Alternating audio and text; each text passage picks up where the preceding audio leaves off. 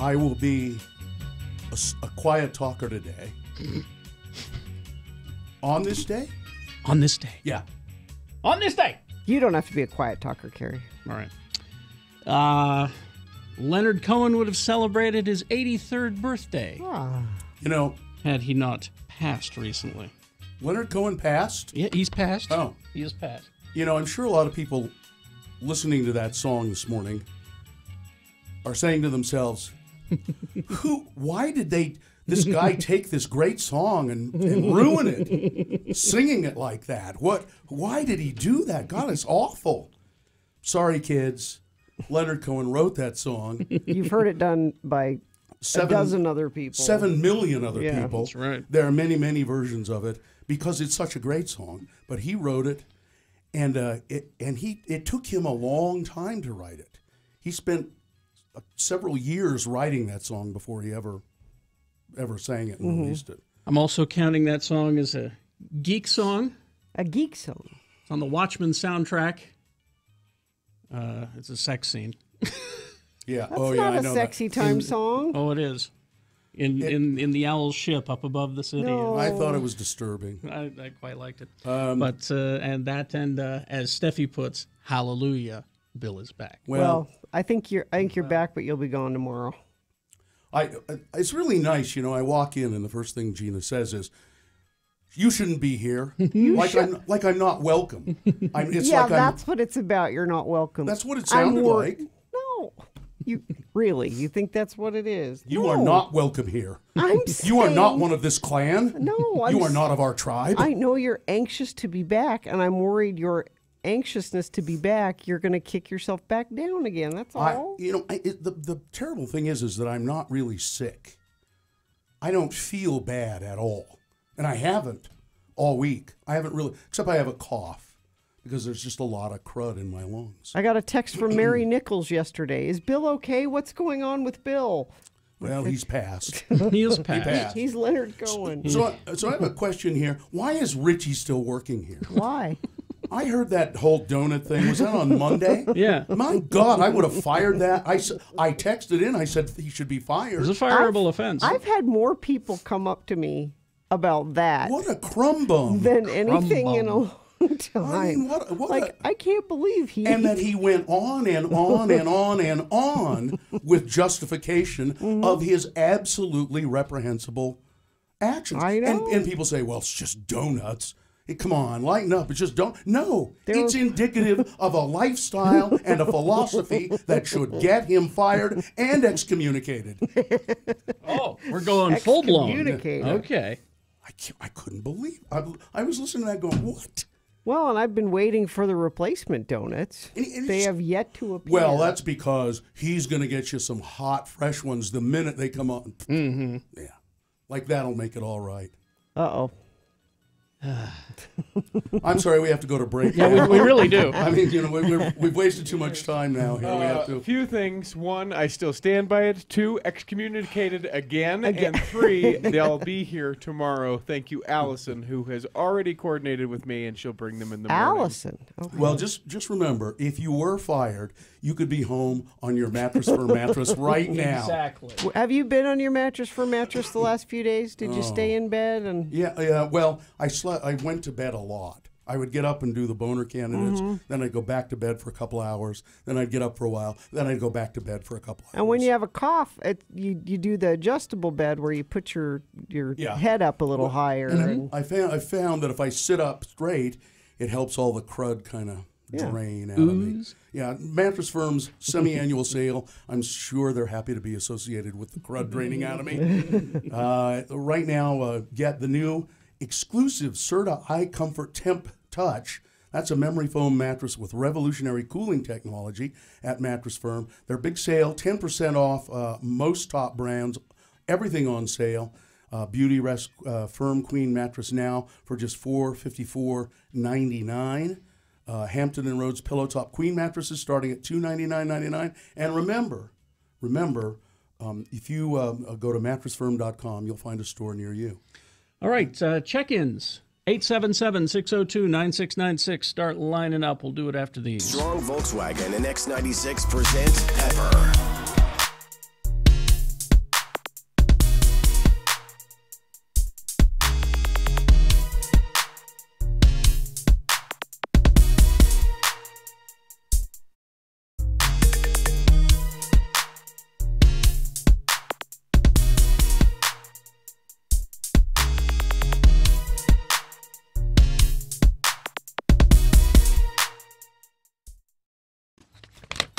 Richie called me last night to ask if he should have said something.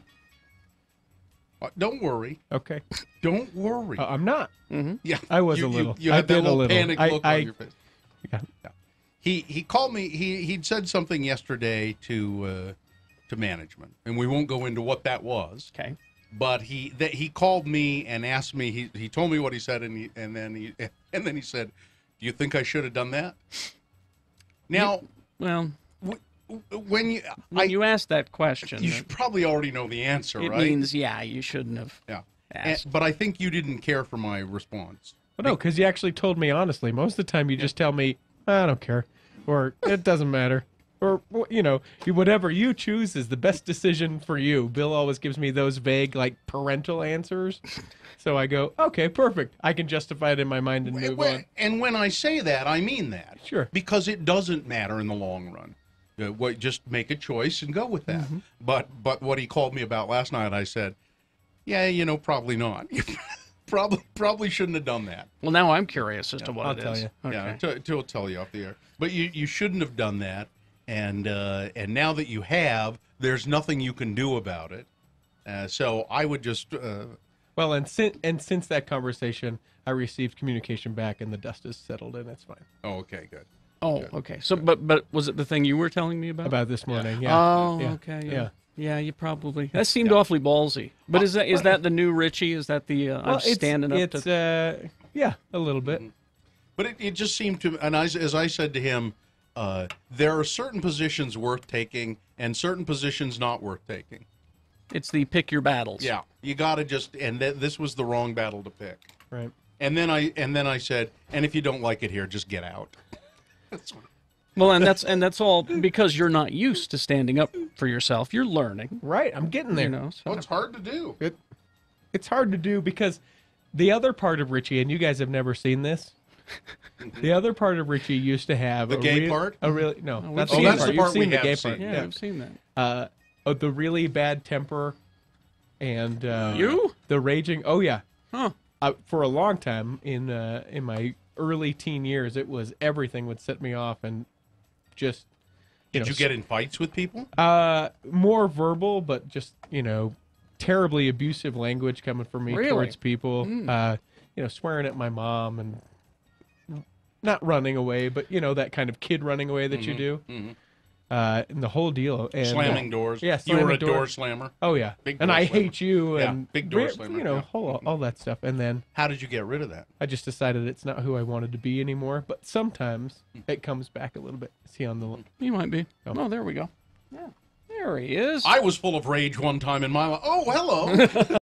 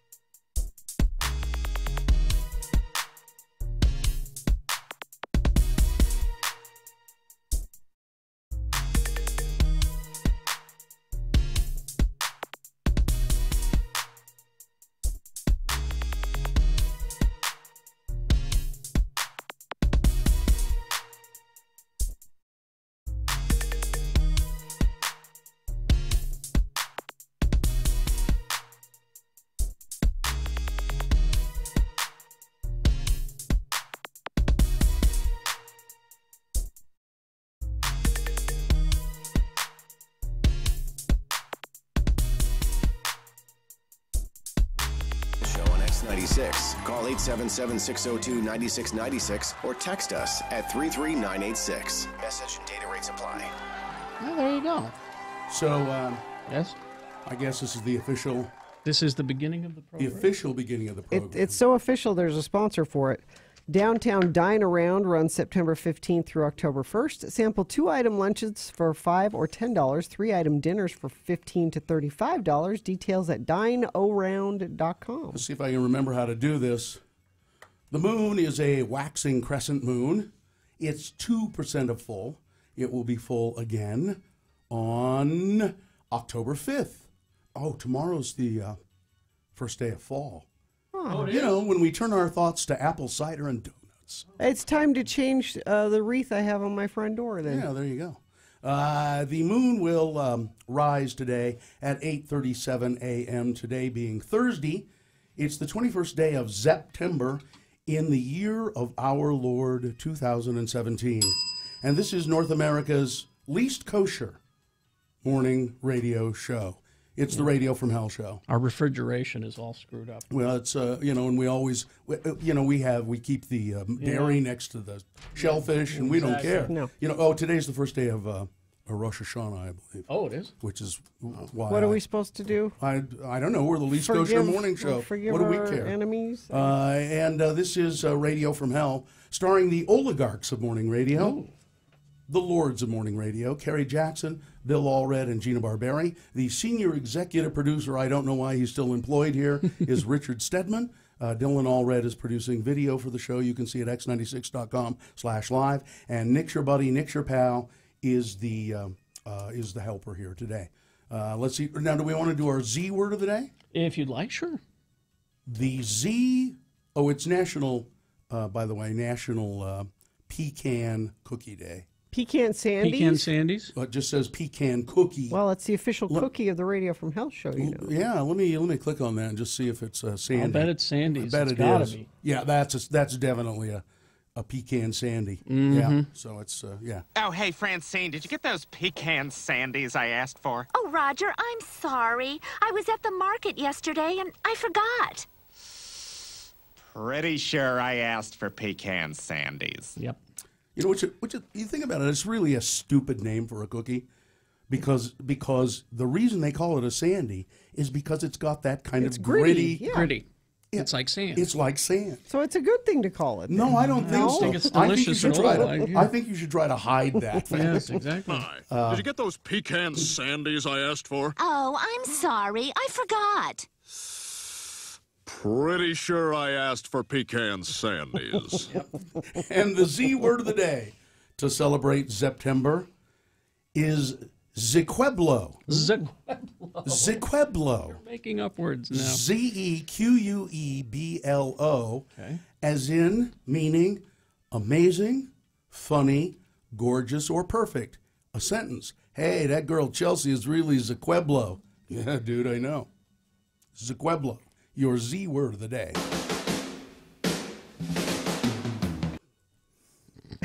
That's the official beginning of the radio from us. That'll do. All right, let's get to the check-ins here. Terrence is checking in. Hello, Terrence. Hey, how are you guys? Terrence, we're great. Oh, Terrence, by the way, did you know that some lucky caller Oh, to the check-ins at 877-602-9696 is going to get Comic-Con passes? Was that you? That was me. It was you did. Oh, Right very out good. the gate. Well, Good congratulations. for you, Terrence. Now nobody else will call. Thank right? you. Are you going to cosplay at Comic-Con, Terrence?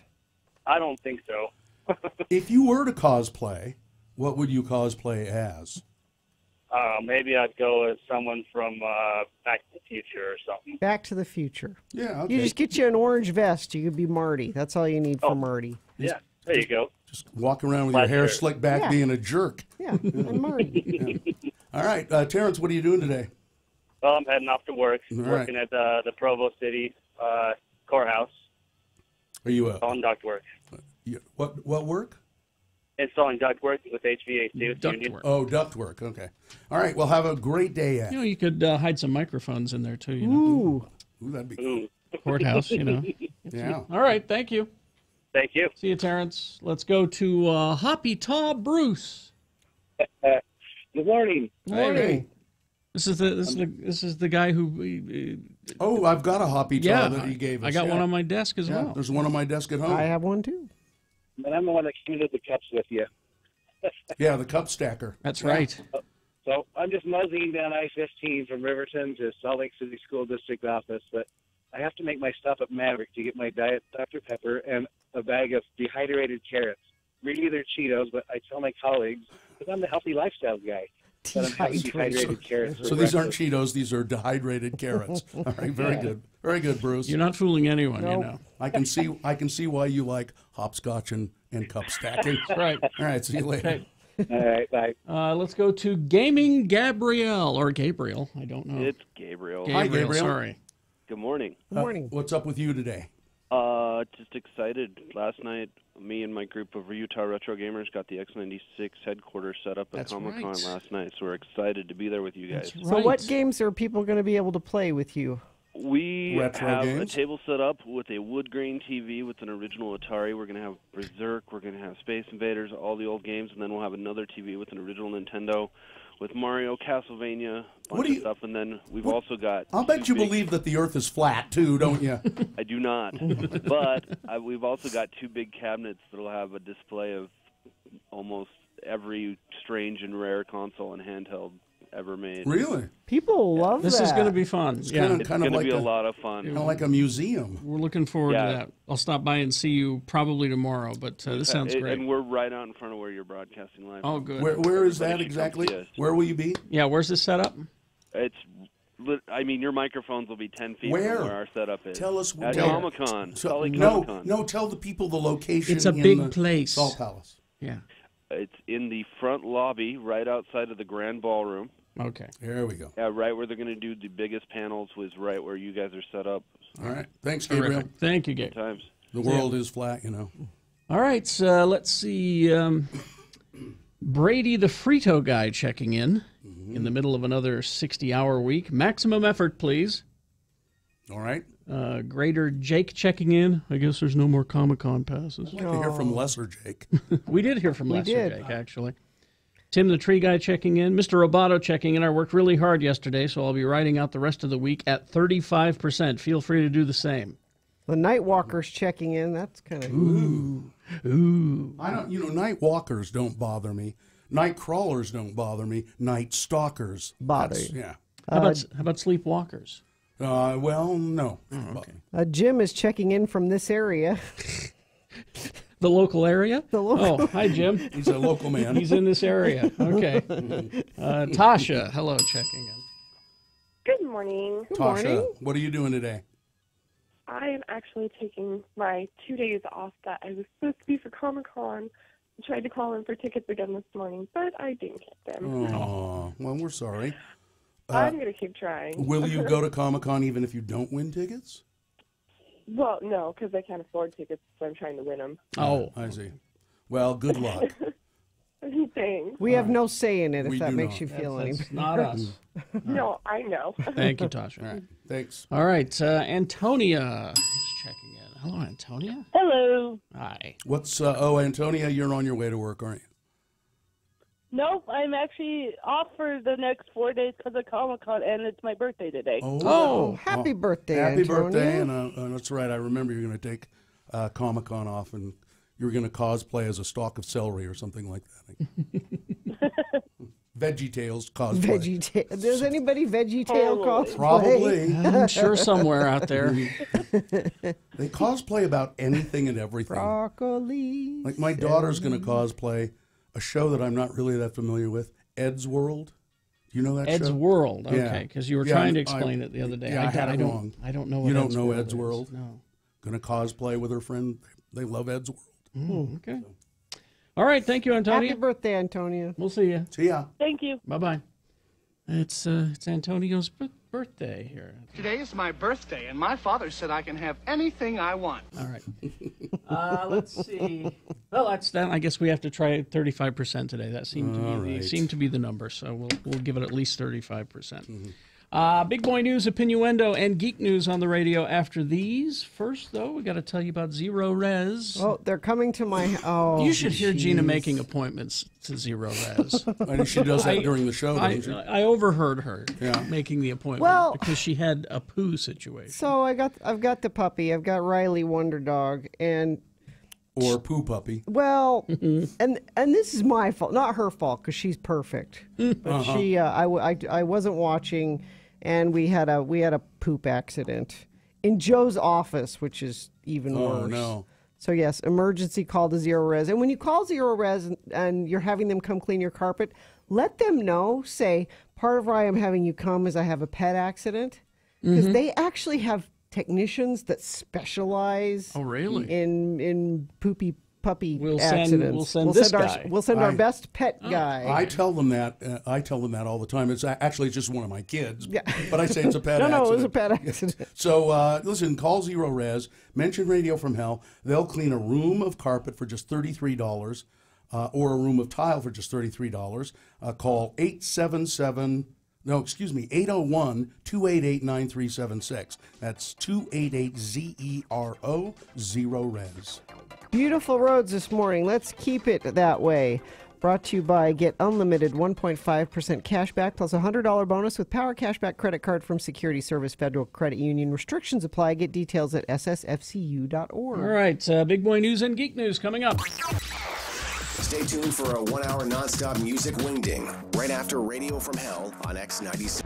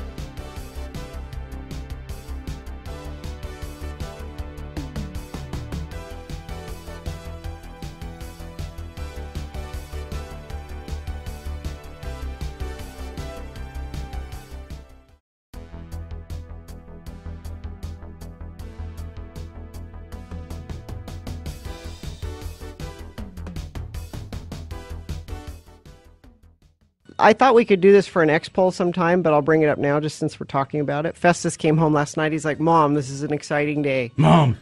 I said, what? He's like, Mom. I got my first rider. Rider is... That's a backstage conditions. What things you want backstage, like... No brown M&Ms! Yeah, like Mariah Carey has to have, peach-colored roses in her room. And I said, so what did you ask for? And he said, Red Bull. I said, that's it?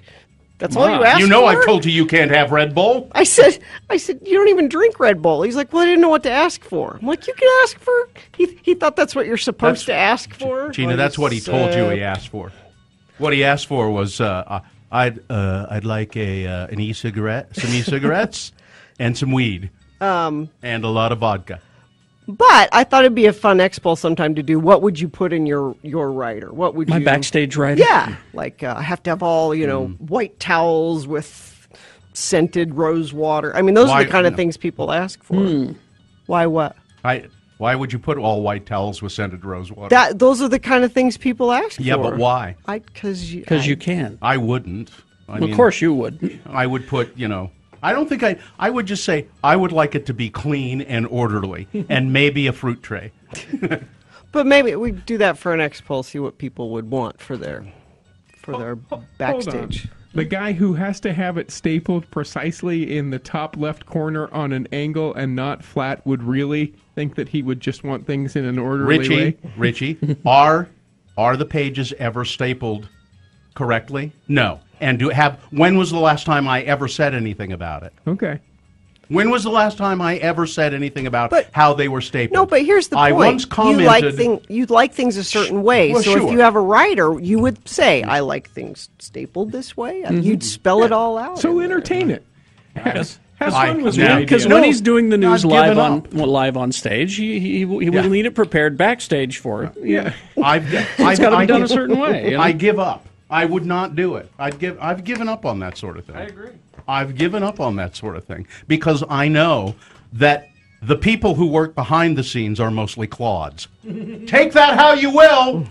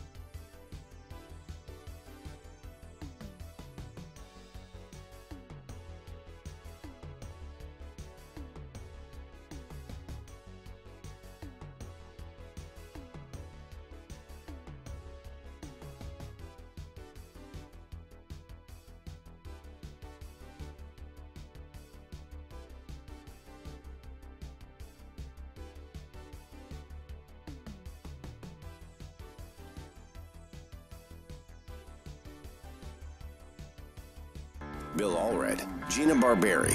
What you got there is Radio from Hell on X96. 6:36 right now. Geek News coming up right now. Big Boy News and Opinioendo brought to you by. Celebrate autumn at Snowbird's annual Oktoberfest. Escape for the whole weekend with the Oktoberfest getaway package, including lodging, daily breakfast, all-day activity pass from $105 per person per night. Get all the details at snowbird.com. Well, we have a double-decker tragedy. Oh. Two tragedies for the price of one. I think this came in after the show yesterday. Jake LaMotta. Yes, it did happen. Has passed. Who is Jake LaMotta, you say? Well, if you ever saw a movie called Raging Bull, Robert De Niro, in an Oscar-winning performance, I think, played Jake LaMotta. He was a fighter. He was a man about town. He was kind of a thug, and he knew how to take a punch. And a terrible stand-up comic. Yeah, he tried that. He did have some funny lines, though. I heard him quoted saying, listen, I fought Sugar Ray. I fought Sugar Ray Leonard so many times, it's a wonder I don't have diabetes. He was everybody's punching bag. I think he was 95. I think Jake actually really passed in the 80s. I'm serious. I think he's been... He's been mostly dead for a while. Floating out there? Yeah, I think he's been on Queer Street for quite a while. He didn't know where he was most of the time. And also, tragedy. Oh.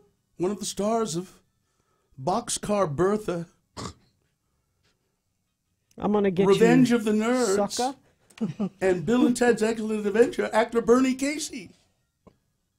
Bernie Casey. He was a standout wide receiver in the National Football League. Oh. And then he went on to be an actor, and he has passed away. He was 78 years old. Oh, and he was in a movie, I can't think of the name of it, but it was a made-for-TV movie about gargoyles were actually living creatures out in the desert. I remember that. And he was the head gargoyle. What's the name of that movie? Was it a cartoon? It wasn't a cartoon. No. And it's really a good movie, actually, made for TV. It was scary at the time, anyway. Let me see. I didn't get a chance to look it up this morning. I bet it still holds up pretty well. Anyway, Bernie Casey, dead at 78. Now, story for you, Gina? Yes. Now, maybe you've seen this. If you have, because I've been gone for a couple of days. 3 days. Police in Louisiana have arrested a Texas woman accused of shooting and then dismembering her boyfriend. No, I don't have this story. And dumping parts of his body in southeast Texas. I know your question is, what parts? All of them. I'm not sure. Oh, just parts. Police say 30-year-old Sierra Sutton was jailed without bond following her Thursday arrest at Jefferson Parish, New Orleans. Jail records don't list any attorney for her. Investigators allege that she shot 32-year-old Steve Coleman as he slept following an argument, then cut him up with a machete and scattered the pieces all around the desert. You just have a machete here. People just have machetes. There's one in my house. There is? Yes. Well, Why? His kid. Well, my son. That's one of many. But you can just buy one at Home Depot. Well, I know, but why do you? We don't live in the bush. Well, no. He uses it. Shrubberies. He has used it to go over to Grandma's house and cut down grapevines and stuff. I'm sure he has other ideas for right, it. That's what I'm saying. Sometimes the machete is the best tool for the job, okay? A machete was designed, Gina, not to dismember people. It was designed to cut through the jungle. That's what I said. We don't live in the jungle. Some places are jungle.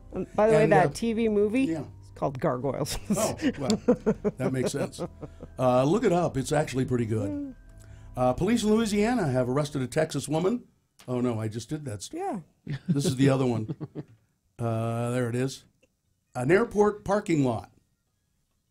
Pickup truck sitting there. Okay. And inside that pickup truck, a 53-year-old Kansas man who had been missing for 8 months. 8 months? Sitting behind the wheel of the truck at the busy airport parking lot. 8 months he sat there before anybody said, I think it's a dead guy behind the wheel there. Don't they send people periodically, like, cleaning the parking lot? Yeah, with a machete. They take machetes out there.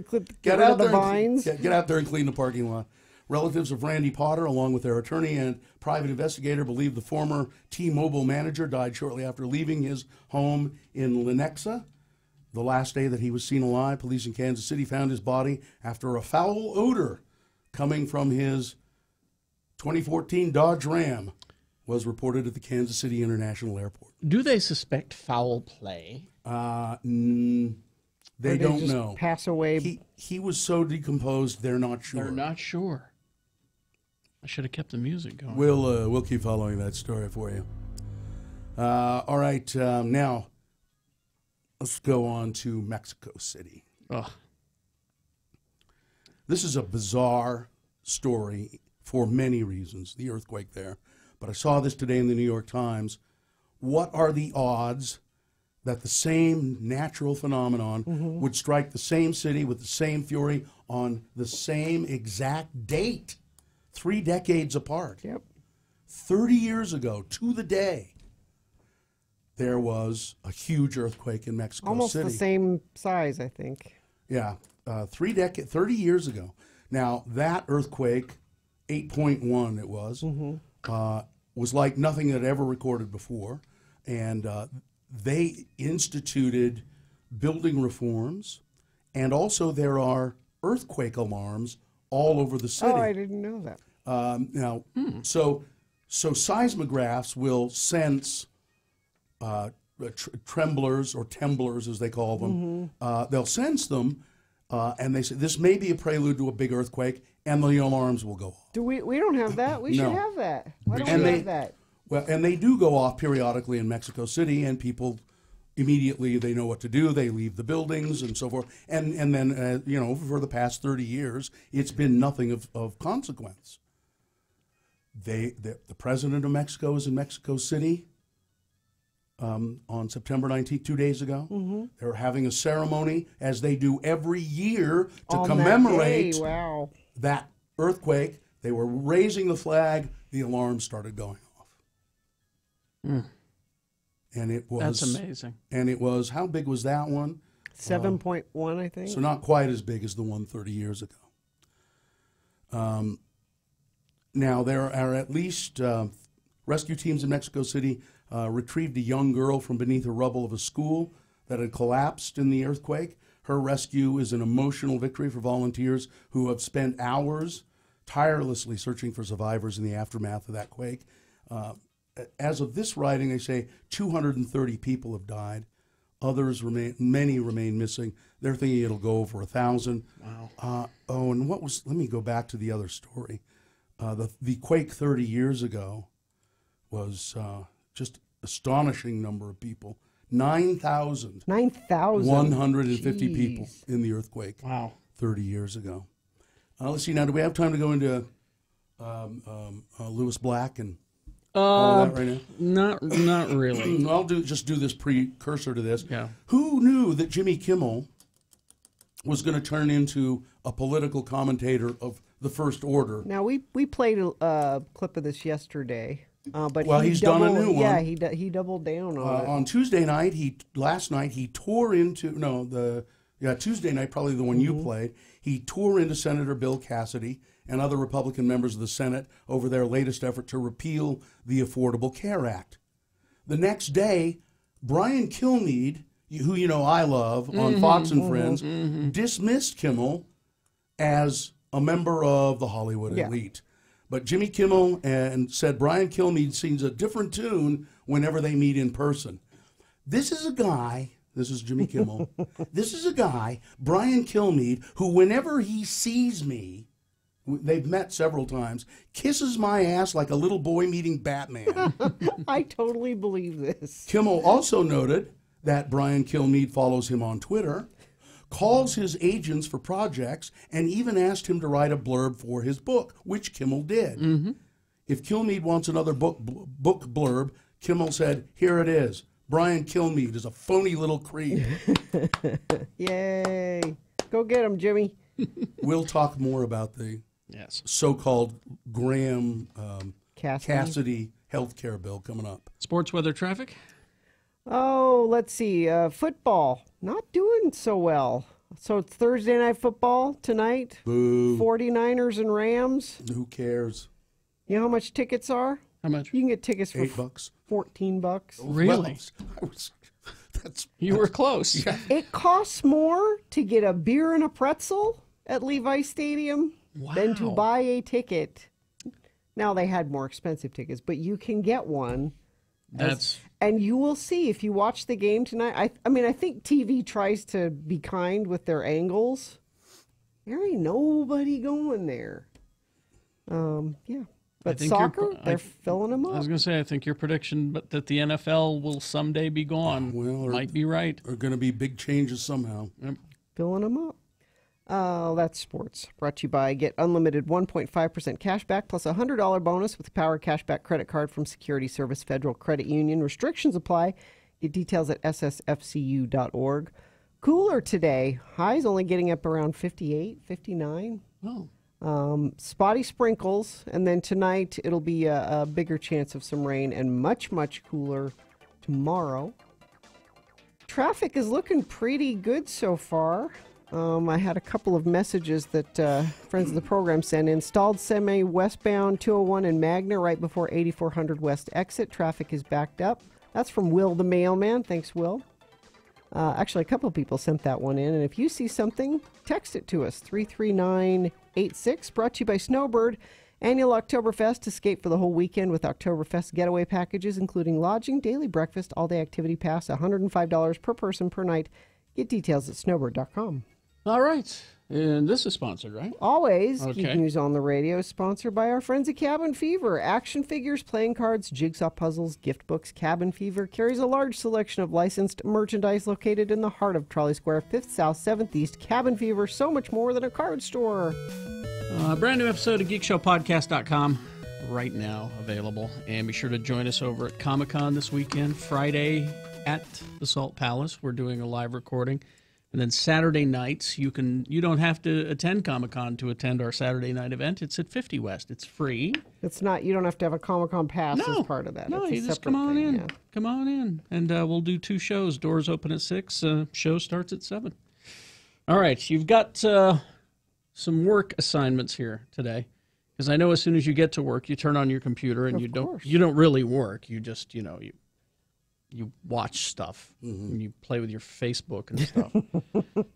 So here's 3 assignments for you. Okay. First of all, you need to go to the YouTubes or however you want to watch it and watch the new Tomb Raider trailer. Who's Laura Croft? Alicia Vikander. Oh, I found something. A tomb called the Mother of Death. Yes, there will be tombs. Well, they need to be rated. They will be rated in the Tomb Raider movie. Promise me you will stop them. I promise. She looks great as Laura Croft. She looks like she jumped right out of the video game. In the middle of the Devil's Sea. It will be an adventure. Death is not an adventure. So you'll watch that. I like that music. She, like I said, she looks the part. We know she can act, and it looks like they've amped up the action. So there's one for you to watch. Okay. You even get great video game leaps.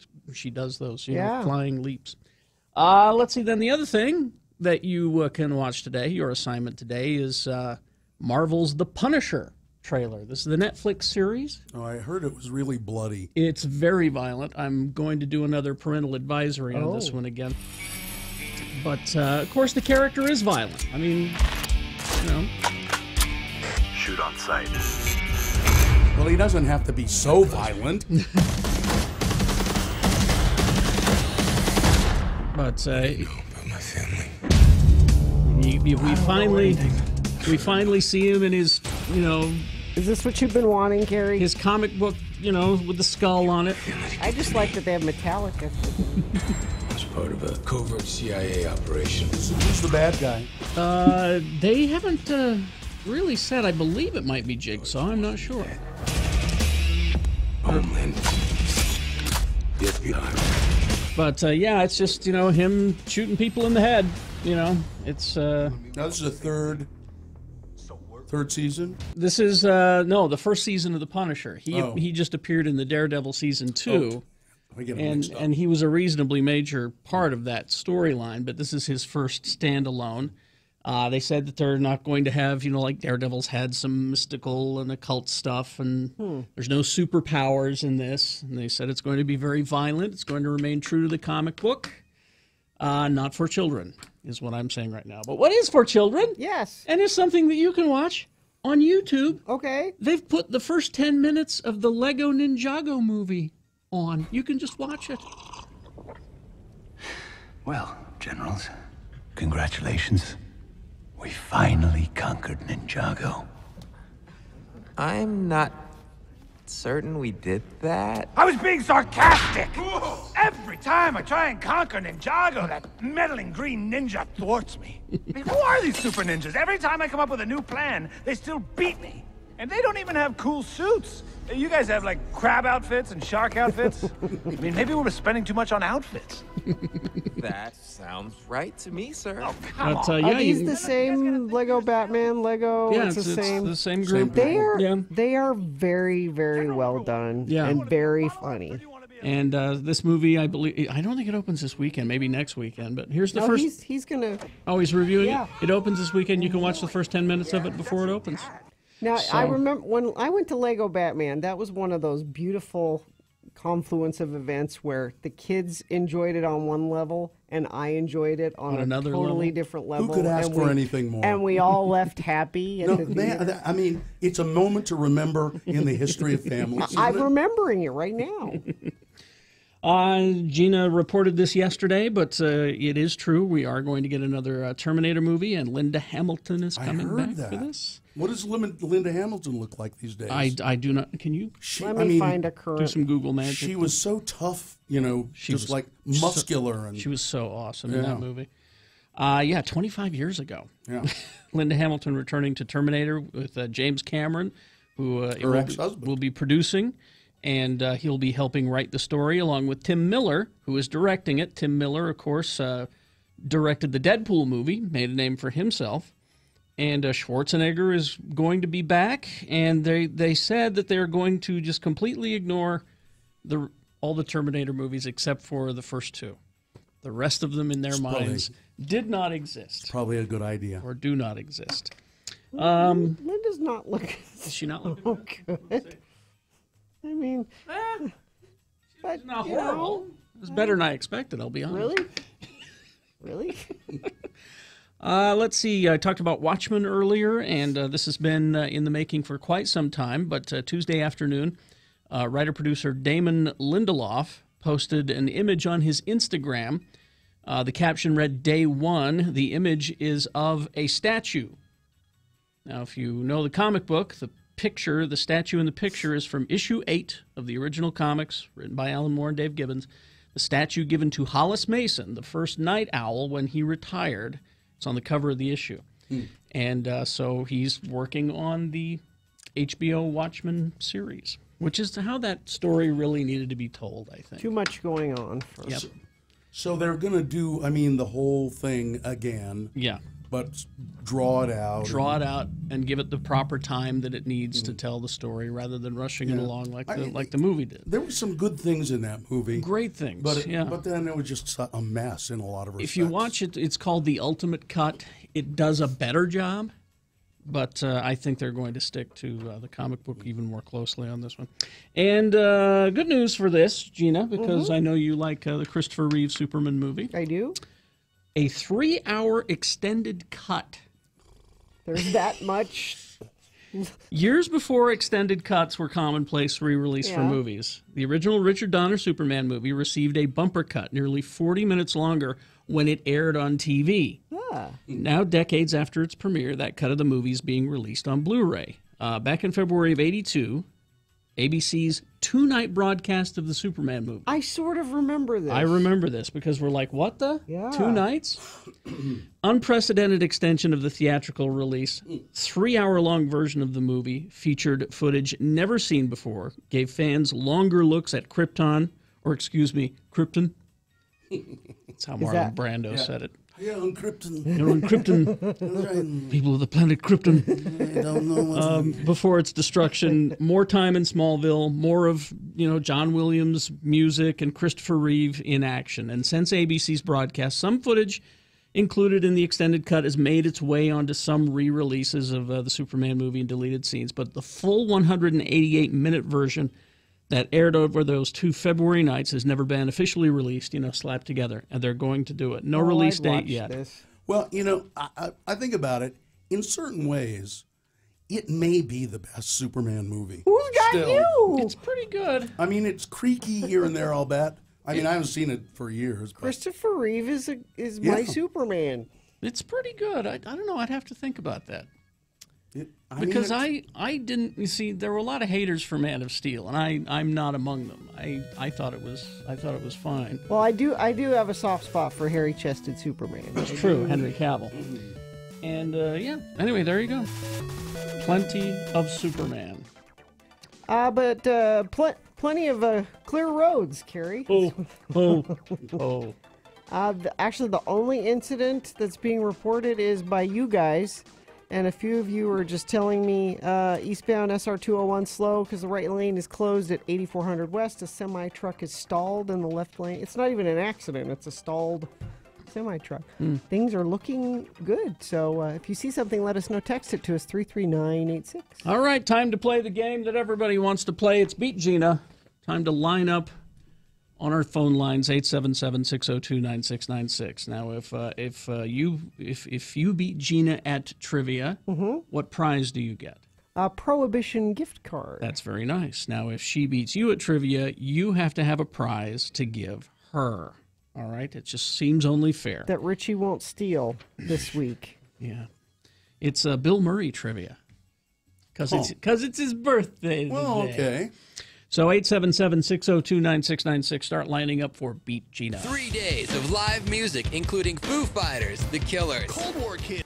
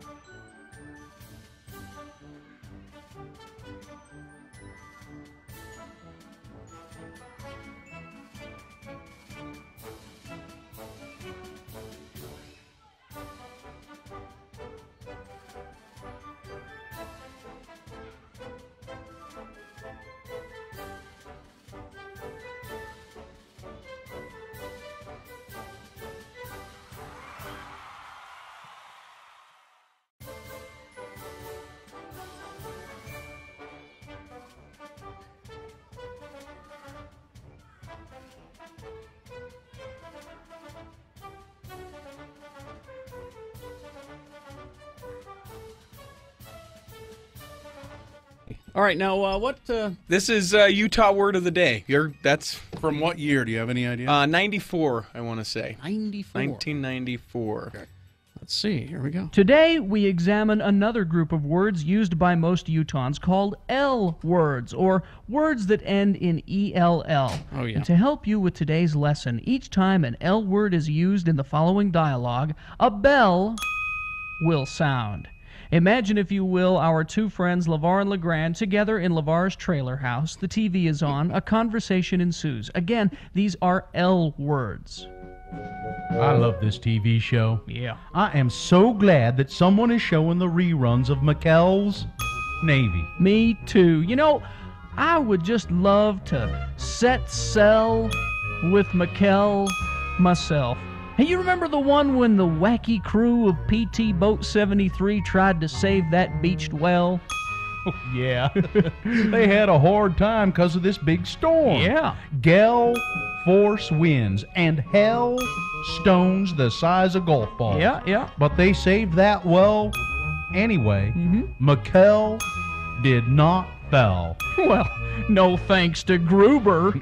Yeah, that was quite a tell, though. Hey, listen, give me some of them snacks, would you? I'm hungry. Sure. Uh-oh. What? Trell mix. Yeah. You're not going to like this, LeGrand, but Trell mix makes me thirsty for just one thing. You're not going to be drinking beer in front of me, are you, LeVar? Oh, no. I'm going to have me a glass of L. L is beer? Yeah, but this is pretty mild. It's that Pell L from Squatters. It's so mild I can drink a whole bucket of it. You'd get drunk if you drunk a whole Pell of Pell L. Then you'd get throwed in jail. And I'd have to bail you out. Oh, hey, looky here what I got in the mail. It's a flyer from Deseret Book. It says here that Dan Quell is coming to town to sign copies of his new book. Boy, the liberals sure rode Bush and Quell out of Washington on a rel.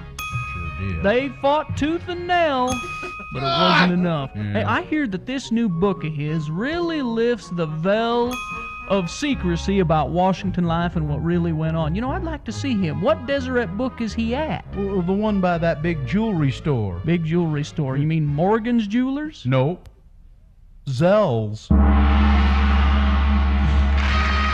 There you go. That's back when we had this theory that we would beat you over the head with comedy.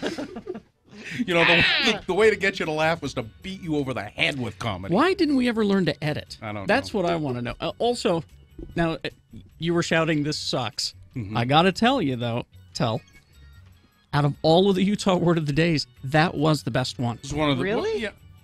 It was one of the better ones. In my opinion, I think that was the best one. Whenever someone says, what's the quintessential episode, I say that one. I still like Lard Dorothy. That's a gorgeous orange. I like talking to the manager of the store about the manger scene. Yeah. The creche, the manger scene. The manger. I need to speak to the manger about the manger scene. God. Beat you over the head is right. Even I was getting bored. Sorry, folks. Yeah, that's why we don't do sketches anymore, all right? Anyway.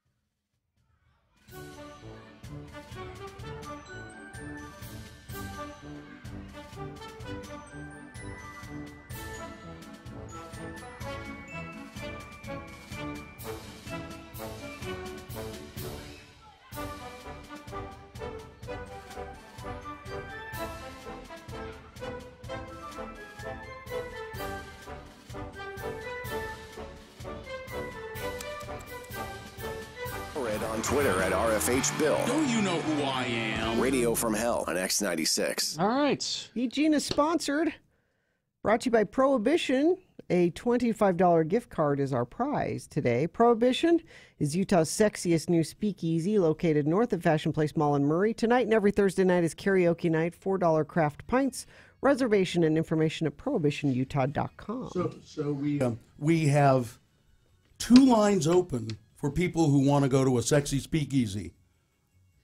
To win that Prohibition gift card, 2 lines open to play Beat Gina, 877-602-9696. We only have one person who feels brave enough. Do they not know that it's time to play the game because I haven't played the theme music? Maybe. Does that help? Maybe. Does the theme music bring all the contestants to the yard? I don't... No, I don't see the phone ringing. 877-602-9696. I'm just going to play the one person that called in. All right. Somebody who likes speakeasies. Sexy speakeasies. As opposed to those other speakeasies. Wow, yeah, the seedy ones. Oh, you don't want to go there? Yeah, no, the phone. Yeah, okay. All right. Oh, wait. Oh. What? Oh, line 3. Okay, oh, now, there they go. Now they're coming in. All right, so. Did we? I don't think we talked about it. Well, don't know. But yes, undoubtedly it's our fault. I'm sure. 877-602-9696. And let's see here. It's an easy trivia contest because easy. It's multiple choice and it's. All right. Line 1 is offering you a lucky pen. Well, why are you willing to give up a lucky pen? That means it's a pen that is imbued with magical capabilities. So remember that. Make sure you get the magic word that goes with it. Oh, yeah. Then it will be useless. Line 3 is offering you another box of donuts to replace the one that Richie so horribly pilfered. And line 2 is offering you a jump rope. Well, forget it, Jenny. She's out. Jump rope, she's out. I can jump rope. I can double dutch. I'm sure you can. The question is, will you? See, look, she's double dutching right now, and that's as far as it will go. That's a video sometime, Dylan. What do you want? I want the lucky pen. Really? A pen imbued with magical abilities. I'm sorry, you guys. Jordan. Hi, Jordan. Jordan. Yes, hello. There he is, Jordan. This is Jordan off is to a calling from the bottom of a sewer. Off to a bad start already, Jordan. Jordan, what has this lucky pen brought you? Honestly, since I got it and since I've been carrying it around with me every day, good things have been happening. Really? Honestly, like not even a lie. Be honest, it's a vape pen, isn't it, Jordan? It's a vape pen. You're just. Oh, no, it's I got it from Staples or Office Max or something. I just I'm in retail sales from their so lucky carry pen a section. Yeah. Okay. All right, Jordan. Yeah, exactly. They have a whole aisle of lucky pens. It helps it was if blessed or all right. something. It helps if you go first in this game. It gives you an advantage. So I'm going to use my coin toss app. Heads or tails? Heads. All right. Coin toss app says tails. Gina goes first. Well, that lucky pen sure worked out for you. Not working so far. It's a strategy. This is lucky pen strategy. All right. So Gina goes first. It's multiple choice trivia. Wait until I give all of the answers. What if I really know it, though? Don't. If you don't, just let it happen. Okay. And, of course, if Gina gets this wrong, you get a chance to steal the point away from her, and vice versa. First person to 3 wins. All right, here we go. Gina. Yes. Which role did Bill Murray turn down and regret that he turned it down? Okay. Was it A, Willy Wonka in the 2005 remake? Okay. Was it B, Frank Ginsberg in Little Miss Sunshine? Was it C, Buzz Lightyear in Toy Story? Or was it D, Eddie Valiant in Who Framed Roger Rabbit? Too bad it wasn't The Razor's Edge. That was his passion project. Is that available anywhere? I don't know. Because I'd like to see how bad it was. I'm gonna guess Charlie and the Chocolate Factory. Incorrect. Oh. Jordan? I'm going to guess B. B or D? Yeah. B. Frank Ginsberg in Little Miss Sunshine? You're quick on the Google there, Jordan. Way to go. All right. Now it is. Oh, he asked the lucky pen. That was all luck. That was all the lucky pen. It's a vape pen. I'm telling you. Jordan has 1 point and controls the question. Yes. After walking into a student house party in Scotland and drinking some vodka, what did Bill Murray do? A, ran around streaking. B, put on a show for them. C, recreated scenes from Ghostbusters. Or D, did their dishes and left. I am going to say A. Ran around streaking? You think he's a streaker? Incorrect. Gina, chance to steal and tie the game. I'm hoping it's D. Did the dishes and left? Yeah. That is correct, yes. It's now 1-1, and Gina controls the question. All right. Why was Bill Murray in Zombieland? Oh, I know this. Was it A, he always wanted to be a zombie? B, it was a favor for Woody Harrelson, who was a big fan? C, he wanted to smoke on camera? D, he wanted everyone to see how big his house is? Well, it was supposed to be Patrick Swayze. That's where true. I thought you were going with that. So what is the answer, Gina? You know this. You didn't even listen to any of those because I know. I'm going to say because he wanted to smoke on camera. No. Oh, that was my incorrect. Jordan. I don't see Bill Murray as being super. I don't think D, so I'm going to say A. That's what I would. He always wanted to be a zombie? You're both wrong. It was a favor for Woody Harrelson. Oh. So, all right. Because after Swayze was no longer available. Yeah. Because he was actually dying. He was actually dead. Wait a minute. Or dying. Patrick Swayze, did he pass? He's passed. He has passed. All right. Jordan controls the question, and the score is tied 1-1. All right. Which famous actor's nose did Bill Murray break in 1993, Jordan? Was it A, Samuel L. Jackson, B, Will Ferrell, C, Robert De Niro, or D, Matthew Lillard? I do not know D. I have to say, you know what? I'm going to say D. D, Matthew Lillard? That is incorrect, Jordan. Chance to steal, Gina. Go ahead. Will Ferrell. That is incorrect. No? Robert De Niro. We're running out of time and questions. All right. Make the next one worth 2 points. Gina controls the question. Well, then you'd win. No, we can't do that. All right. In Tootsie. Yes. Bill Murray spends a whole scene eating what? A, the newspaper, B, a lemon, C, a ghost pepper, or D, a pumpkin? Why do I not know this? What? I don't know. A lemon. A lemon is correct, yes. It's 2-1.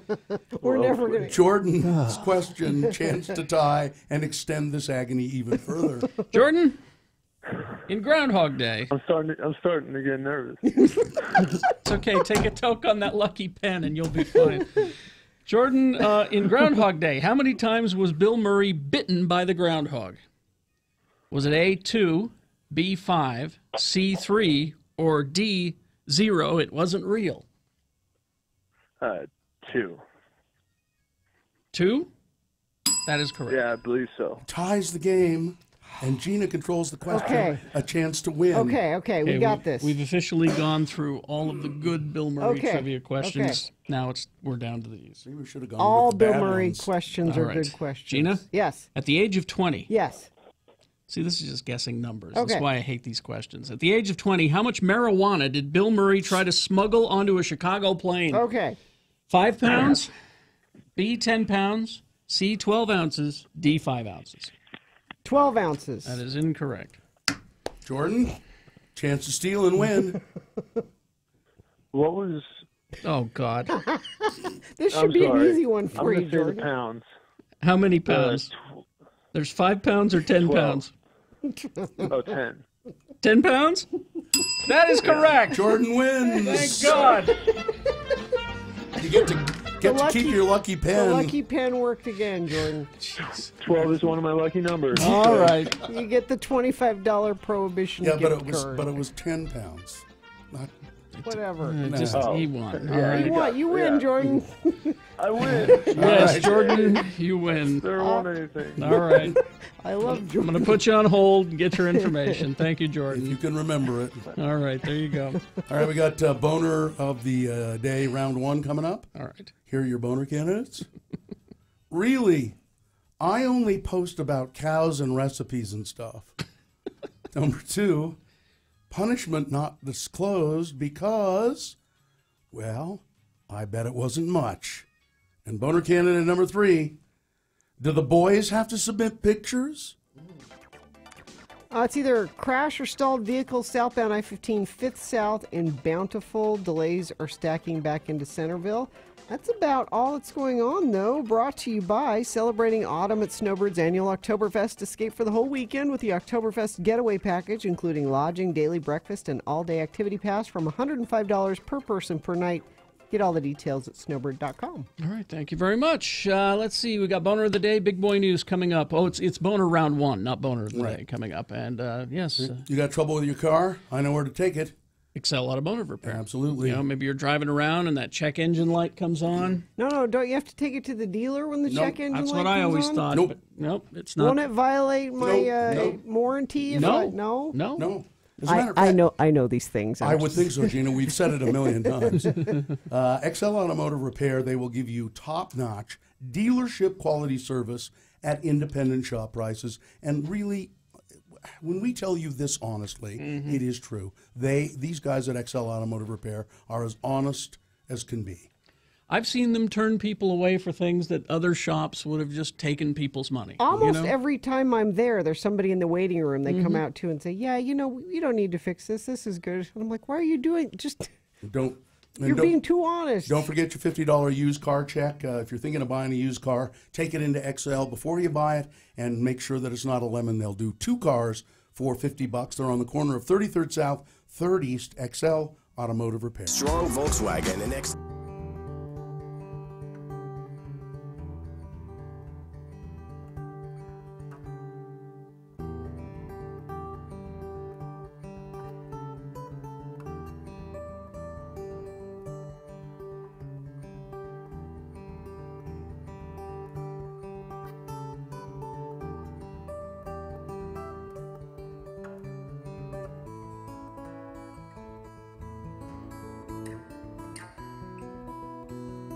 Now, speaking of dramatic interpretations, no, wait. Thespians. What you guys do there is not really that at all, is it? It's dramatic. They're putting on a show. Yeah, we're putting on a show. They found some old costumes in a trunk. And they're going to save the school. Or the church or whatever. Hey. Last night at the theater doing my show, Spirit of the Holidays. Plug the theater. At the Desert Star. Yeah, plug it. Plays until New Year's. A friend of the program came to the show and brought her family. She had actually just previously been. She went and grabbed herself a best of CD and then decided to come. So a real and friend watch of the show. program. Yeah, a due friend of the program. And then came to the show. I said I knew that she was going to be there. She was there with her husband. I said, "Well, stick around afterwards. I'll say hello, see what you thought of the show." And afterwards, we were talking, and her mother tried to adopt me. Huh? From what I understand, because we talk about how my family is trying to push me out of the you're house. a big very kid much now. So, 26 years old, you have the college degree, you don't clean your room, it's time to get out. A woman, the mother of this friend of the program, offered to adopt me last night. You can put a lock on your door, Richie. I've got the whole basement to yourself. You're considering this, aren't you? I started the application process last night. Yeah, why don't you go sponge off someone else? Your family's it's not tired. Sponging. Well, what do you call it? Well, what do you give them in return? A show? Do you I can dance and sing and perform? I for sing them? in the shower, and that carries throughout the house, and I'm good at lawn mowing. That doesn't do any well in the. No. I can shovel snow. You never have time to do any of these I can do things. any of that stuff, but they offered, and so I'm seriously considering, because it's over in Sugar House. You are seriously considering moving in. Maybe not on a permanent basis, but becoming a resident of this home for This like a will month. end badly. This is a little creepy, Richie. Someone just. You mean this isn't like when Fonzie moved in with the Cunninghams? That's what he's thinking. garage? That's what Yeah. he's thinking. You mean it's not like that at all? Hey, Mr. and Mrs. C. Because that never happens. I'm sorry, Richie.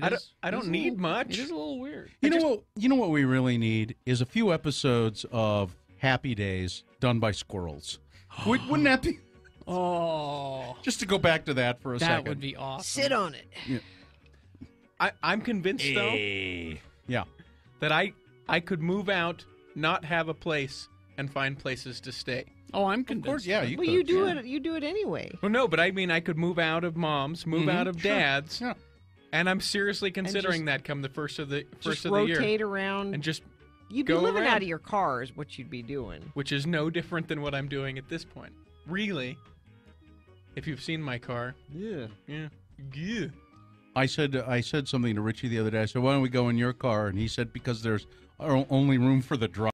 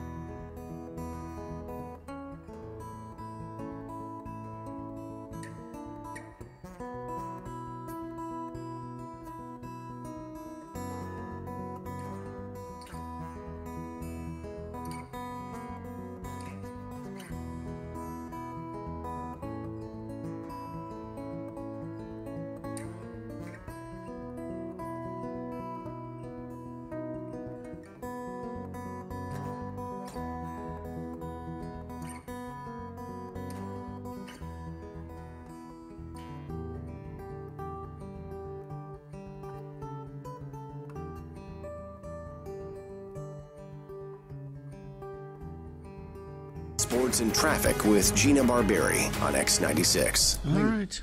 Things are not good in the producer's booth. What's going on?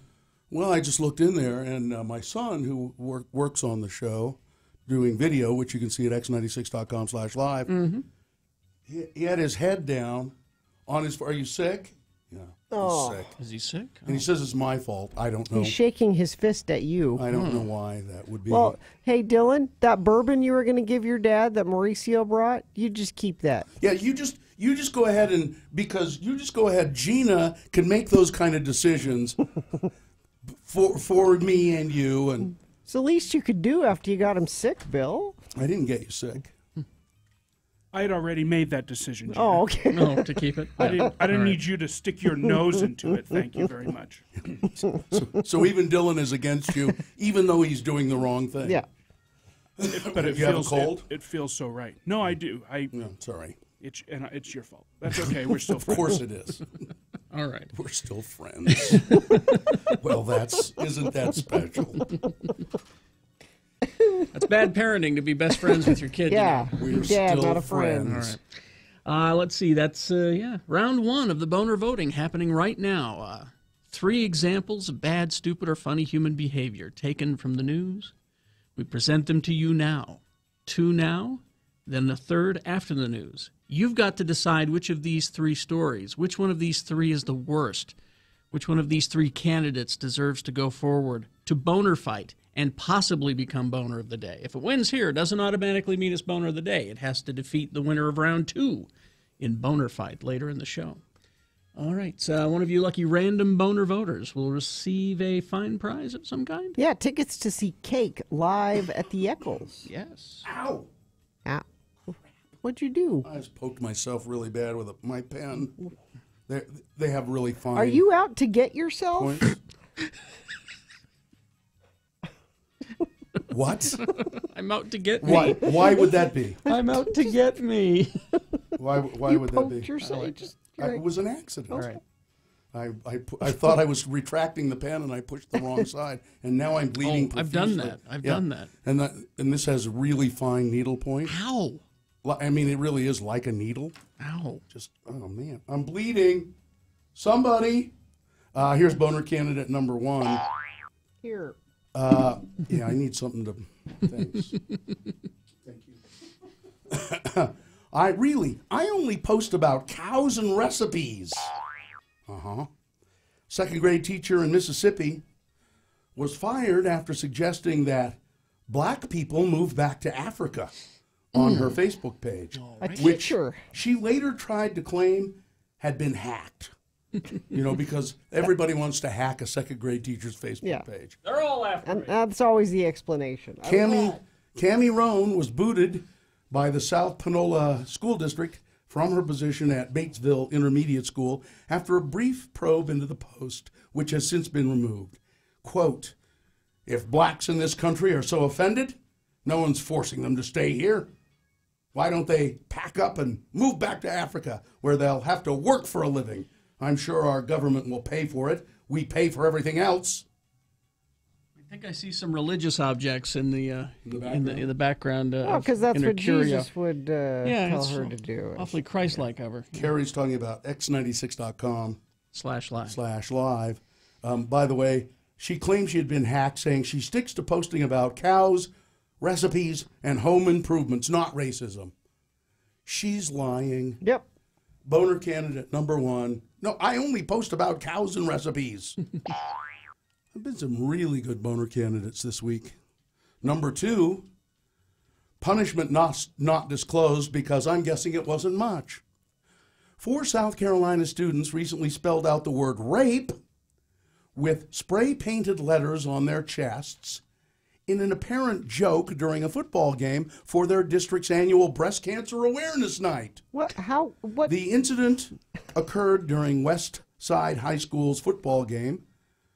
The director of external affairs for the school district told HuffPost that the 4 boys and a larger group were part of a larger group that spelled out bump cancer for the awareness event. So they're all, they have letters on their chests, okay?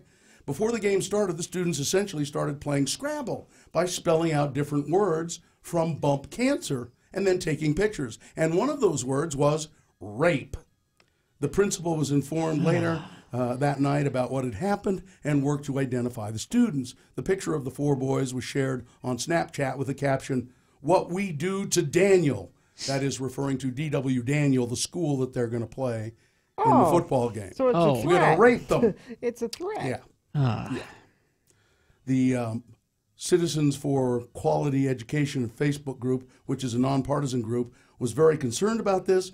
The school district said, using the threat of rape even as an analogy is not behavior that any school or parent should or hopefully would condone, but the school has not revealed what punishment the boys have received. My guess is punishment was not disclosed because it wasn't much. Boner candidate number 2. Yeah.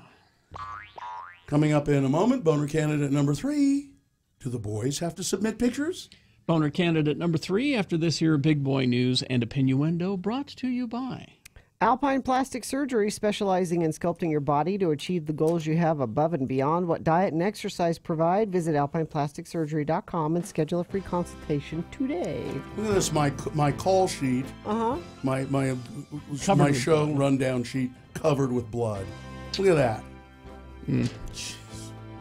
3-year-old girl suffered a much more serious injury than I just did on the escalator at the downtown Smiths here on 5th East. Now, the stories I heard this morning, they don't say exactly how this could have happened, but 3-year-old girl, 8:30 in the morning, I think yesterday morning, got her fingers caught in the escalator and cut off, severed 2 of her fingers below the knuckle. Medical personnel from the fire department responded. Responders transported the girl to Primary Children's Hospital within 3 or 4 minutes for treatment, and they say they're not sure exactly how she did this, but she got her fingers caught in the escalator. Oh, and so, man. Divorced entrepreneur.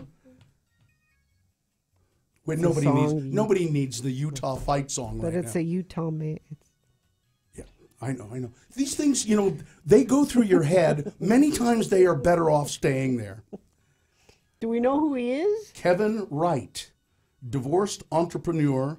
They met on the beach at Dana Point, California in mid-August, and they have since become a serious couple. Sources say that Wright wasn't even aware of who she is or was when he met her, but they bonded over the fact that they had both recently left long-term relationships. Ms. Torres has spent the past 2 years, she has split with Fishburne after 15 years. Wright ended a 20-year marriage within the past couple of years. Apparently he has like 6 kids. 6 kids. He's a former real estate agent who has lived in Montana and Utah. I remember seeing her at Sundance. She came in for an interview, and I just could not take my eyes off of her. She's one of those people that's prettier in person. Yeah, I could not take my eyes off beautiful. When Melanie Provost began her junior high, she was overweight, terrified of requirements to enroll in gym class, but before long she said she discovered an aptitude for basketball and baseball and volleyball, combined with information from also required health and nutrition courses, and it led her to compete in varsity high school sports and get herself in shape. She is one of many people who are very upset with the Utah School Board because they are saying, we're going to get rid of art requirements and physical education requirements in public schools. This is an absolute mistake. Yes. As a matter of fact, you should up the requirements for physical education. You should have to have more of it than is already required. And getting rid of art, also an absolute horrible mistake. Now, what the state will tell you is it's an option. They're not getting rid of it. They're getting rid of the requirement. Should be a requirement. They're saying that kids that want to take more technical classes that they don't have time. I'm just saying that's what they're not just getting rid of it. They're saying we have students that I didn't care for math. Let's just make that can we just have that be optional? I don't need math. I have a calculator on my phone. I'm history? Hell with that. Social studies? Come on. All right. Senator Lindsey Graham and Senator Bill Cassidy. Bill Cassidy defended his health care bill Wednesday after Jimmy Kimmel accused the Louisiana Republican of lying to him about heightening the tension around the last-ditch GOP effort to make good on years of promises to repeal Obamacare. I'm sorry that Jimmy doesn't understand this bill, Cassidy said. Jimmy Kimmel said, and Cassidy said, I'm sure he hasn't even read it. Jimmy Kimmel said, no, I've read it, and I understand it. You're a liar. And then Louis Black, do we have time for this? Sure. Louis Black on The Daily Show went after this health care bill, too, in a very, very pointed way. All right, here we go. Let's face it, America sucks at health care. For starters, we're the only country that decided to turn illness into a gold mine. That's why, even though my proctologist is just a pervert in a lab coat, I have to keep him because he's in network. And the way things have been going, I wouldn't be shocked if the Republicans' new turd sandwich of a bill makes it to Trump's desk and he actually eats the thing. But here's why Republicans in Congress will never be able to fix health care. They don't even know what health insurance is. You have to buy all of these different kinds of health insurance, a lot of which you don't need, can't afford, don't want, isn't right for you and your family. The young, healthy person's going to be made to buy health care, and they're going to pay for the person, who gets breast cancer in her 40s or who gets heart disease in his 50s. That's how the whole insurance idea works. of Obamacare is the people on the blue side pay for the people on the red side. The people who are healthy pay for the people who are sick. Now listen, Paul Ryan, you spoiled vanilla milkshake, you fountainhead of spit, you vomitorium of congeniality. Insurance isn't the healthy paying for the sick. It's the healthy paying to slow down their inevitable demise, which might be helpful in a country that stuffs hot dogs into pizza. Well, while we're at it, why do I pay for the fire department? My house isn't on fire, and it never will be. See? Exactly. That's how insurance works. Yeah, I don't know how Paul Ryan can stand there and say those kinds of things. You are paying for insurance to keep yourself insured against illness, and you're going to get ill. Yes. You will get ill, and then you need help paying for it. See, when they make the insurance payment, they think they're just paying for themselves. That's not When I how it send in works. that check every payment every month, that's just for me. No, they're not taking that money and putting it aside with your name on it. That's not how it works. Because what they want is health insurance savings accounts. And who those benefit are people that have enough money to put into a savings account. They're saying, well, we'll just make it so it's tax-free and you can save as much money as you want for your health care here. That's great if you have money. Mm-hmm. If you don't, you can't. It's still not great, No, even if you have money, but- because health care, try and pay for a shattered leg. Yeah. Mm-hmm. See how much it costs you. All right. And quickly, Donald Trump met with African leaders yesterday. Yeah, this is our genius president, is who hilarious. the first thing he says to them, a lot of my friends go to Africa to get rich. The white man coming over there to exploit you. And he also praised Africa's non-existent nation of Namibia. Namibia. So there you go. Does he mean Namibia? Namibia. Namibia. Yeah. Oh, there you whatever. go. That's our president. Here's boner candidate number 3. Oh, no. After I do weather and traffic and all that stuff. I hear the noise. Sorry, I instinctively hit that when we were talking about him. Much cooler today. Highs only around 58, 59. Chance of showers this afternoon. That's increasing overnight and into tomorrow. That's brought to you by receive 2 season passes to Solitude with the purchase of a new Silverado, Cruise, Malibu, or Traverse. Riverton Chevy online at rivertonchevy.com. Let's check our traffic situation quickly because it's been pretty good so far this morning. I see green cameras all along up and down the Wasatch Front. Slight little bit of slowage coming around Beck Street and the airport area, but no accidents being reported there. Gina, what do you see? I see green cameras looking at me. Brought to you by Snowbird's Annual Oktoberfest. Escape the whole weekend. Package includes daily breakfast, all-day activity pass, $105 per person per night. Get all the details at snowbird.com. Did Lewis Black call him a fountain, a fountain of spit? Is that what he called him? I like the spoiled vanilla milkshake. Okay, here's boner candidate number 3. Do the boys have to submit pictures? In a place called Pewaukee, Wisconsin. Pewaukee. A suburb of Milwaukee school district is requiring all students wearing a dress to next month's homecoming dance to submit pictures of their outfit before they're allowed to buy tickets. According to the Pewaukee School District, the policy is aimed at keeping students from being turned away from the event for showing too much skin. Superintendent Mike Cady told the Journal Sentinel the rule has been in place since January of 2015. But a reminder email that went out last week upset some parents and students. Many called it sexist and micromanaging. The girls are essentially being held responsible for the wayward thoughts administrators think the boys have. Rebecca Shepard, whose daughter is a freshman, said, they're being told, you are the problem. Yep. These are the roots of rape culture. Yes.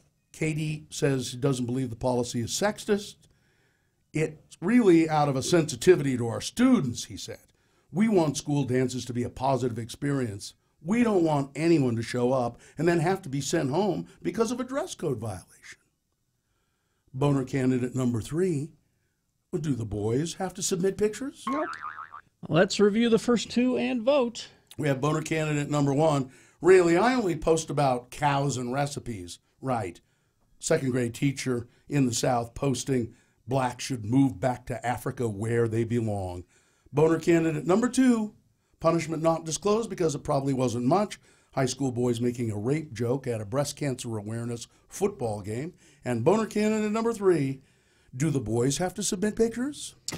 I don't know how you're going to pick. 3 excellent candidates right now. You got to decide which of these 3 is the most deserving to go forward and possibly become boner of the day in Boner Fight. So pick one of these 3 candidates, 1, 2, or 3. Put the number of the candidate in the message of a text. Text that to 33986. You can go to x96.com and vote online if you'd like. Look for the box that says Round 1, September 21.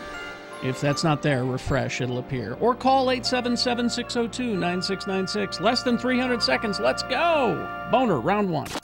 Keep the radio on.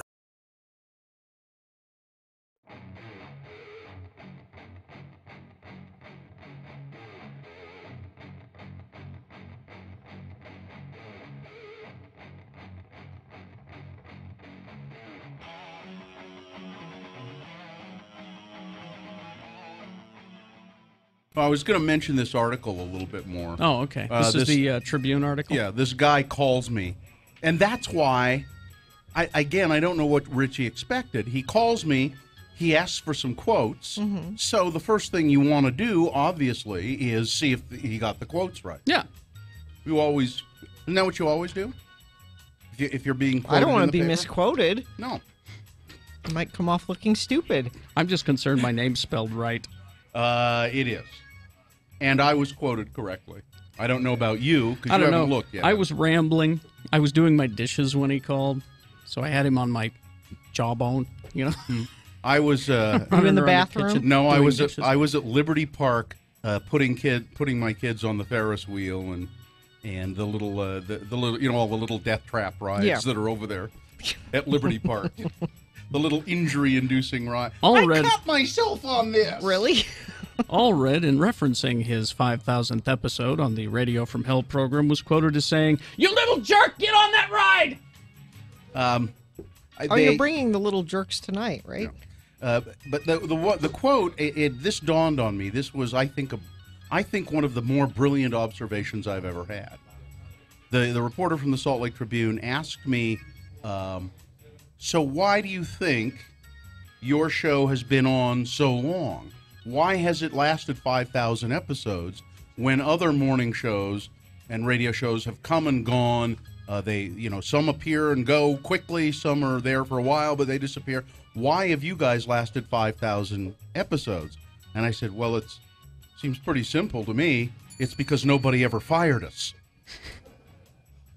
Really? I mean, isn't that he kind of paused and he said, well, I guess that is true, isn't it? Well, but we were fired. Doesn't mean it's good. We just weren't fired. We were fired once. Yeah, I guess so. I guess we were fired once. Yeah. No, you weren't fired. You could have stayed. You two could have kept doing the show. No, he was told he would be fired if he didn't sign the contract. That's what I mean. If you had signed the contract, I was fired. I was fired because I wanted to be fired. I don't count that as really being fired. Mm. I was fired because I really, really wanted to be fired in the long run. I wasn't going to sign. You could have kept your job if you wanted. Yeah. You signed the contract, you keep your job. I wasn't going to sign a contract with those people, and I said to myself, if they fire me, I'll get unemployment. So that's what I want. I wanted to be fired. So you were fired. Yeah, but nobody's ever really fired. Like I said, you suck. I don't want you to work here anymore. Get out. Technically, I've been fired. You were never fired. I've been fired many, many times. What do you mean from that Not job? from this show. Yeah, But not from this show. From the show. You've never been fired from the show. Not from this show, no. No. Well, that's where it matters. No. Never been fired from this show. And I was fired kind of by design, so I don't count that.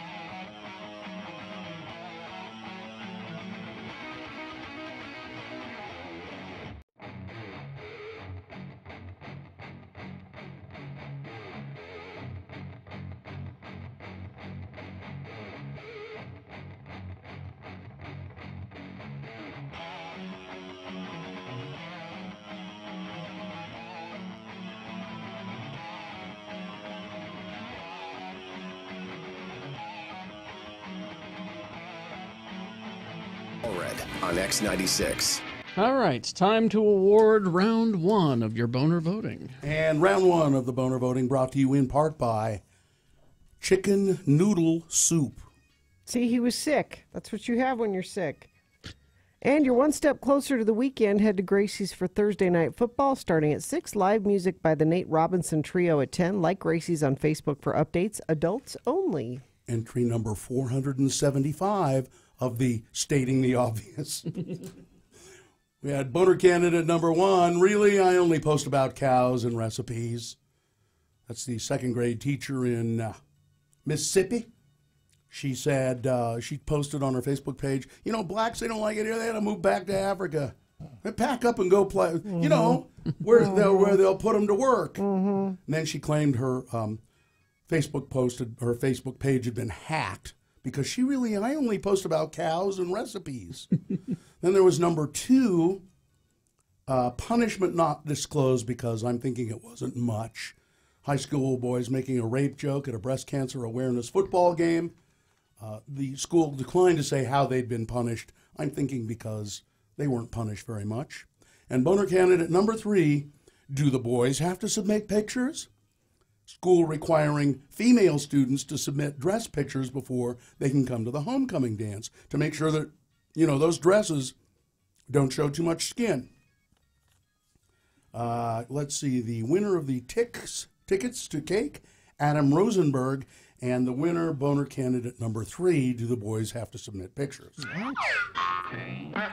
That is winner of round 1. It will now go forward to Boner Fight and possibly become Boner of the Day. It'll go up against the winner of the round 2 of the boner voting, which happens at 8:20. Boner Fight at 9:25. Right now, though, movie reviews. Brought to you by Dr. Volt's Comic Connection. They have a booth. Yes. At Salt Lake Comic Con. You can meet the creators of the Salt City Strangers and the Mighty Trump. Get best deals at the convention. All right. Well, here he is. Sean Means, film critic for the Salt Lake Tribune. You can read Sean's movie reviews every Thursday online at sltrib.com. And you can read them in the paper on Friday in the actual physical hard copy of the paper. Sean Means, here he is. What have we got? In the artsies, we've only got one this week. We'll start with, it's a Rebel in the Rye. Okay. This is a biography of J.D. Salinger. in his younger days and explaining how he came to write the famous book Catcher in the Rye. It's not a documentary. It's not a documentary. Nicholas Hoult from X-Men and Mad Max plays Salinger. Okay. And it shows his young days in college, wanting to be a writer, meeting a mentor writer played by professor played by Kevin Spacey. Okay.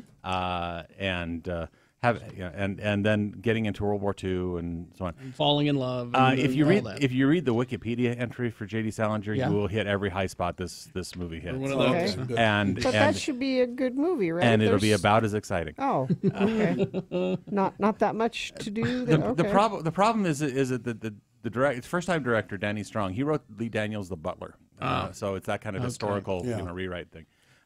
He hits every sort of point on the checklist. So, and each one so evenly that there's no way to sort of differentiate the drama of it all. If you wanted to learn about J.D. Salinger, but have it spoon fed to you, this would be the way to. This would be a way to do it. You get all the titles and the names. It's the Cliff Notes version. It's very much so. Yeah. Hey, let me ask you one question. How many stars did you give it? 2. J.D. Salinger had a son who was an actor. Yeah. Is he still around? I do not know. Matt Salinger. He's most famous for playing Captain America in a really bad version. It's really bad. Yeah. And he was really bad. Yes, he was. All right. Fartsies. Yes.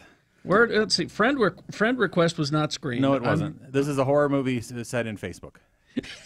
That's all you need. Well, that's Facebook, right? Like that's just student unfriends, creepy girl commits suicide, and then suddenly creepy girl's image comes in through the internet and tries to kill all of her friends. All right. I see it's directed by Simon Verhoeven. Is that Paul Verhoeven's idiot brother? Actually not. No relation. I looked it up. No relation. Because you were worried they were connected. Because it's like, oh, that must be his son or something. No, no relation whatsoever. All right. So let's go to Kingsman: The Golden Circle. Yes. Now, a sequel to the first one. Right. 3 years ago, Kingsman: The Secret Service came on, and I don't know. I liked that movie. That was a fun, weird movie based on the comic book. Based on the comic book. Now, is the comic book the same people who wrote Deadpool, correct? Matt Millar? No, that was Tim Miller. Oh, Tim Miller. No, Tim Miller directed the movie. Yeah, and he helped write the script as well. Okay, yeah. but I thought it was based on this. I thought it was the same comic book author, but I could be wrong. No, they all named Miller. Okay, Millar. All right. Anyhow, so this is British secret spy agency saving the world with all the gadgets and so on, and doing it very violently and very outrageously.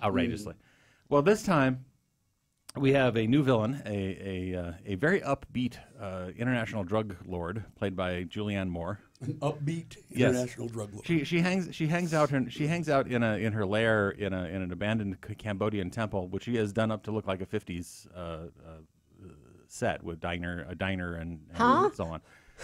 She likes the 50s. Okay. Yes. Listen, okay. Bond villains have themes. Okay. She also has a theater where every night Elton John, who she's kidnapped, performs. Okay, I like that. What? And is Elton John? Elton John appears as Elton John. All right. Yes. All right. I like that. So she sends missiles and destroys all the Kingsman lair and kills most of the agents, leaving only our hero from the last movie, Eggsy. And Merlin, Eggsy played by Taron Egerton, and the gadget guy, Merlin, played by Mark Strong. Mm-hmm. They're the only ones left, and their only recourse is to seek out their American cousins, the Statesmen. Okay, the Kingsman and then the Statesman. The Statesman, and the Statesman's cover is a whiskey distillery in Kentucky. Okay. And all the code names are tequila and whiskey and so on. Okay. You'd think that would be fun. But sounds fun. No, the Americans ruin everything again. So, there's too much going on and not enough going on at the same time. It's very very weird. And it is the worst sort of bait and switch, because if you've seen the posters, you would think Channing Tatum is like the co-lead of this movie. Mm-hmm. He has less screen time than Elton John. Really? Yeah. Well, that's the way it should be. Not for people that think they're getting a Channing Tatum movie. So yes, it is a mess. It is. Sounds like it doesn't have the level of humor or cleverness or even outlandishness of the first movie. That's too bad. It's just a big mess. Because the first one just surprised everyone. It came out of nowhere. It wasn't supposed to do what it did. Right. And so there you go. You're giving it what? 2 stars. 2 stars for Kingsman: The Golden Circle. All right, we'll get to Lego Ninjago and the new Ben Stiller movie coming up as well after these. Do you have some traffic, Gina? I do. Friends of the program say a 3-car accident southbound I-15 just before Shepherd's Lane just happened. Emergency crews haven't arrived yet. That just came in a couple minutes ago. We've got southbound crash 15 involving a bus. This is in Farmington. A UTA bus, not a school bus, a UTA bus, but that's not good either.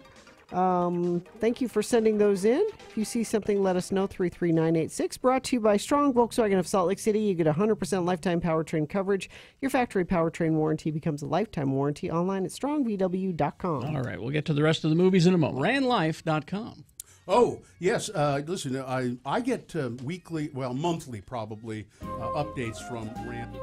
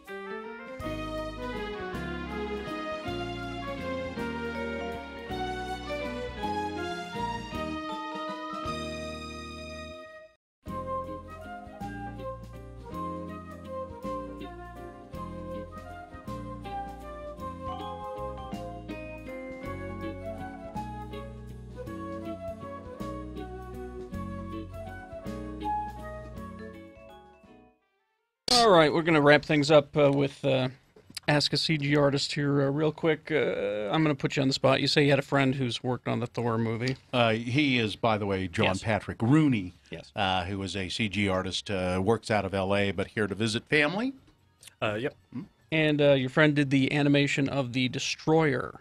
More so modeling and texturing, not the animation. of it. But he helped build the character. The Destroyer is exactly. like this in giant... what movie is in Thor. Oh. He's like this giant killer robot. Just coming out this summer. That destroys a town. He also did, it's my roommate, and he did the hammer for Thor that you see at the end of Iron Man and this one as well. Do you guys have girlfriends? Sometimes. Listen, with all the dough they're pulling down? No, I asked because, they or are boyfriends. Or boyfriends. No, no boyfriends.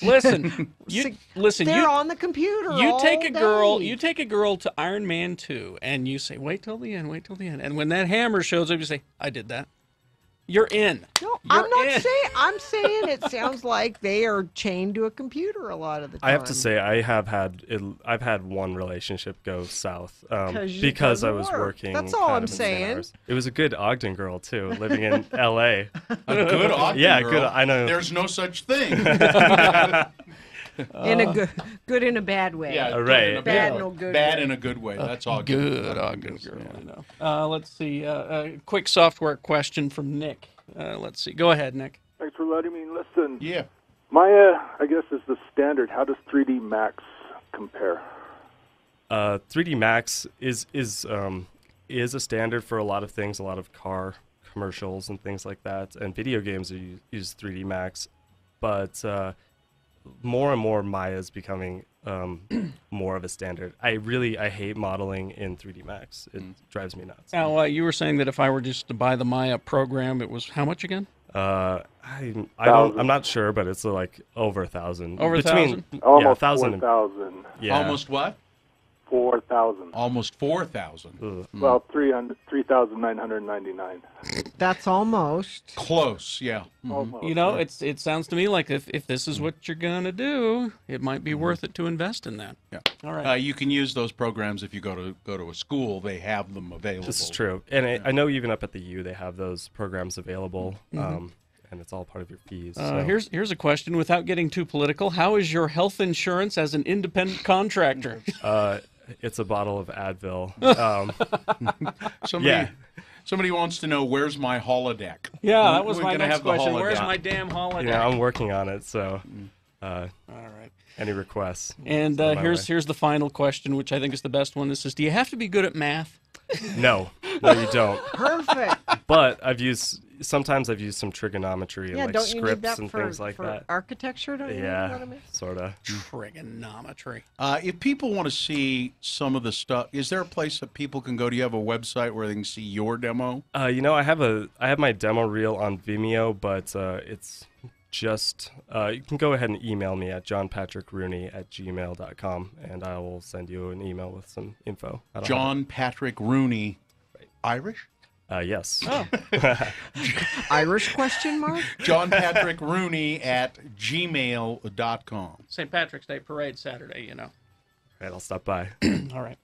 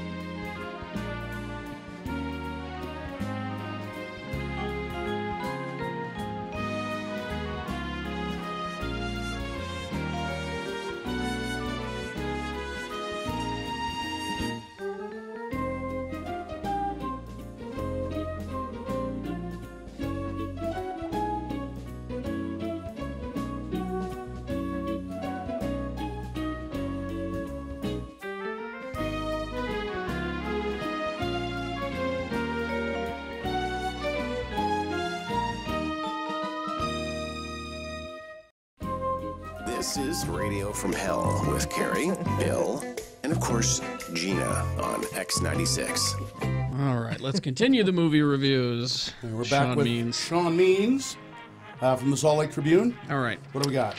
This is the new Ben Stiller movie. I won't lie to you. Every time the commercial comes on and I see it, I go, I don't want to see that movie. And every time I see that there's a new Ben Stiller movie, I say to myself, I don't want to see that movie. Well, this is Brad's Status. Is the title. This is, I feel like I never have to have a midlife crisis because Ben Stiller has had them all for me. Exactly. And this is another one. He plays Brad, who is a 50-ish. He says 47, but he's lying. He runs a nonprofit out in Sacramento, where he lives. What's his status? His status is not as prosperous, he believes, as the people he went to college with. Okay. And this is coming up in his mind because he is taking his son to tour colleges in Boston. So he's doing okay. He's doing okay. It's not that he's suffering, but he sees his schoolmates are succeeding. I mean, he's got like one schoolmate who sold his tech company at 40 and is retired to Maui. It's Jermaine. And it's played by Jermaine Clement. Wow, upper middle class white guy problems. This is exciting. All kinds of problems. Luke Wilson is a hedge fund guy who's got a private jet and so on. People we can identify with. Michael Sheen is a Bill, you're supposed to identify with Brad. Former White House aide and who's doing just fine. Sells books and is on TV all the time, so on. So he's comparing himself to these people, and he's feeling like he's sucks. Well, my guess is at the end we discover he's happier than any of them, and he has the best. Spoiler. How many stars, Sean? Just give away the whole movie. How many stars? Okay, before I will say there is. This is like most of those movies for that very reason. Yeah. There is one moment though where he's talking to an Indian American Harvard student who's a friend of his son's, who basically gives away the game to say, "You're doing all right. I know people who don't eat 3 days out of 5." Yeah. So it might be more interesting if you did a movie where he went and visited those people. It would be very much more. Anyway, so yes, if you want your super white lifestyle validated, this is the movie for you. I was going to say this movie is not relatable to most. But you gave it an okay rating. It has moments. I mean, the kid is funny and sort of helps ground him a bit. But it's midlife crisis central. So 2.5 stars. 2.5. All right, let's get to some. Sounds like my life. No. Right now, you can go online and watch 10 minutes of the Lego Ninjago movie on YouTube. You can. Yeah. Cool. But it opens tomorrow. Opens tomorrow, tonight, if you want to push it. So if you're not already going to Comic-Con tonight. The Lego Ninjago movie. So this is the third Lego-based movie that we've had, and they're good. These people know what they're doing. It's funny. They're funny. They're funny people. They get the spirit of Lego, which is kids playing with their toys. Yeah. And so Ninjago is a known property of theirs. They had a TV series and a game set and so on. It's been around about 10 years. What is it exactly? It's Little Ninjas. Little Ninjas. They have a bad guy ninja, and it's characters that they have created to sell. Right. Yeah. So you've got 6 typical high school students. One of them is most hated, is like the biggest outcast of all the school. High school students made of Legos. Made of Lego. They're minifigures. Yes. Yeah. Okay. So anyway, the one of them, Lloyd, is hated by all the other kids in school because they all know his father is Lord Garmadon, who is the evil villain living in the volcano on the other side of the bay, who keeps coming to try to destroy the city of Ninjago. Villains live in volcanoes. Yeah. Come on. Okay. That's where villains live. Get with it. Yeah. And if you're a villain and a volcano comes on the market, you're going to buy it. That's right. Our man Flint. Exactly. I remember our man Flint. Exactly. And he shoots people out of the volcano. He runs out of generals because he keeps firing his #1 general out of the volcano. So. And I love that the character's name is Lloyd. Yeah. There are so many jokes you can have. Well, and Lord Garmadon keeps calling him Lloyd. Two L's. Lloyd. And is a very absentee father. He says, "You ruined my life." How could I ruin your life? I wasn't even there for it. Yay! Which is just a cold line, really. So this is very funny. It is a great sort of if you're into classic Asian martial arts movies, either Japanese kaiju or Hong Kong Chinese martial arts movies. You're going to get more references than the other kids. There's will. a lot of winks to that. There are Okay. a ton of winks to that Good. that are very funny. The kaiju moment is priceless, although unfortunately it's spoiled in the trailer. Yeah. Can we have solid family moments because children will enjoy it? There are, and there the are adults some, will enjoy it. There are some solid family moments, some father-son, reconciliations and so on. But when you remember that these are 2-inch high plastic figures, that just makes it funnier. So these guys, like I said, these guys know what they're doing. Yes. So they have amused me more than once. Yes, three and a half stars. 3.5 for Lego Ninjago movie. But you also liked Stronger. Yes. This is we're getting into Oscar bait season. That's true. It's starting to get into the movies that people are going to pitch to get you Academy Awards. This is the true story of Jeff Bauman, a Costco employee who went to cheer on his on again off again girlfriend who was running in the Boston Marathon in 2013. He was right next to the bomb, the first bomb. Oh, okay. Lost both of his legs. And this is about how that happened, how he his long recovery from that injury, and about his relationship with said girlfriend, and about him dealing with the struggle of being a hero, being deemed a hero by everyone in Boston, and how that was not something he wanted or sought, and how it had its downsides. Does it? Do they talk about do they deal with the manhunt and all of that, or is it just the story afterward? It's a little bit because he Bauman actually, when he came to, he still had his incubator. He still had his inhaler tube in his throat, but he wrote a note to his girlfriend saying, "I saw the bomber," and he was actually able to give a description to the FBI, and which did help them find the Sarnato. But this is more. That's just a small amount of it. I mean, this. If you saw Patriots Day last year, and then this movie, Patriots Day is not worthy of licking the boots of Stronger. Oh, okay. Stronger is an amazing movie. It is really powerful, and it's honest, and it's real. It's got great performances. Jake Gyllenhaal plays Jeff Bauman. He gets the pain that is not just physical but also the emotional pain of dealing with all the stuff that he had to deal with. Tatiana Maslany, who we all know from Orphan Black, she plays his girlfriend Erin. She is an amazing actress. If you weren't watching Orphan Black, you may this might send you there. You should go back because she's an amazing actress, and she is. And if you're watching Orphan Black, you knew that already. Yeah. But she's great here. Miranda Richardson plays his mother. Great performance. And the other thing is that the director David Gordon Green, very like I said, it's a very down to earth, very grounded portrayal. Plus the visual effects to recreate the legless situation, the Lieutenant Dan situation. He's a method actor. He didn't. No, he didn't cut his own legs off for the role.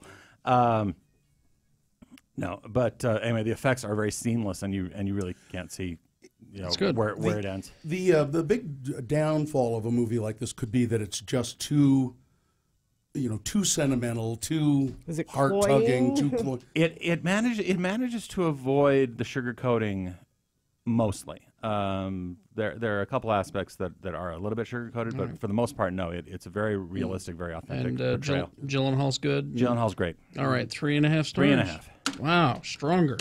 Didn't see that one coming. All right, so let's review these real quick. Rebel in the Rye, 2 stars. Friend request, not screened, surprising. Kingsman, The Golden Circle, 2 stars. Brad Status, 2.5. Lego Ninjago Movie, 3.5. And 3.5 stars for Stronger. All right. What's next week? Next week we've got American Made, which is Tom Cruise, true life story of a pilot who becomes a CIA courier. Oh. We have Battle of the Sexes, which is the story of Billie Jean King and Bobby Riggs. Oh, in their I'm famous confused by that movie. 1970s. I'm excited for it this should one. be wacky, and it's. I don't know. Well, Steve Carell, he doesn't like to be funny anymore. It was a wacky situation, but a serious. Yeah, that's serious topic. time. I don't think they wanted to treat the topic as a goof. From all reports, it's got wacky and it's got serious in equal measure. Okay. Yeah. And then the other movie opening next week is Flatliners. Flatline. Now this is a sequel. A remake? No, it's a sequel. It is a continuation. Yes. Is it Flatliner Babies? Like the children of the people that know? It's Flatliners 2, The Search for Curly's Gold. Well, you do. I know you do get a Kiefer Sutherland cameo. Yes, you do. Yes. Okay.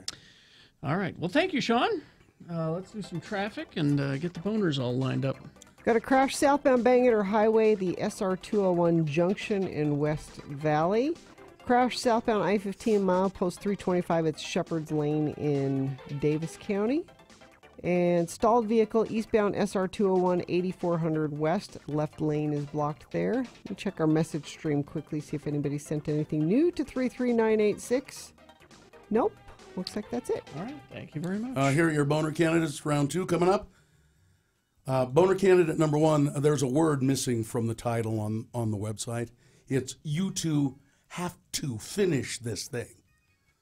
Number 2, the secretary has a very demanding schedule. And number 3, it reflects exactly who he is. All right, so those boners and big boy news coming up. It's boner round 2, by the way. On the way after these. First, we got to tell you about Snowbird. It's a great time to go up to Snowbird for Oktoberfest. Yes. It's going on through October 15th. Yeah, and you can get a weekend escape with the Oktoberfest getaway at Snowbird. $105 per person per night. Go to snowbird.com for details on that. Yeah, you get the room, you get activity pass, enjoy Oktoberfest. We heard Richie read a letter yesterday, actually, from someone who went up there, spent the weekend with her sister up there, had a wonderful time at Snowbird. And don't forget the ski and snowboard swap at Snowbird. Oh, are they doing one? It's the 22nd through the 24th. Head up, start gearing up for winter, so it's this weekend. Head up to Snowbird, and the swap is this Friday and Sunday through Sunday. Great prices on new and used ski and snowboard equipment. Proceeds benefit the Snowbird Sports Education Foundation, which supports junior ski racing, free skiing, and snowboarding athletes in Little Cottonwood Canyon. So you got the swap and Oktoberfest this weekend. Yeah. So there's a reason. There's a couple of reasons to go. Yeah. And it's just beautiful up there this time of year. Visit snowbird.com for more. 3 days of live music.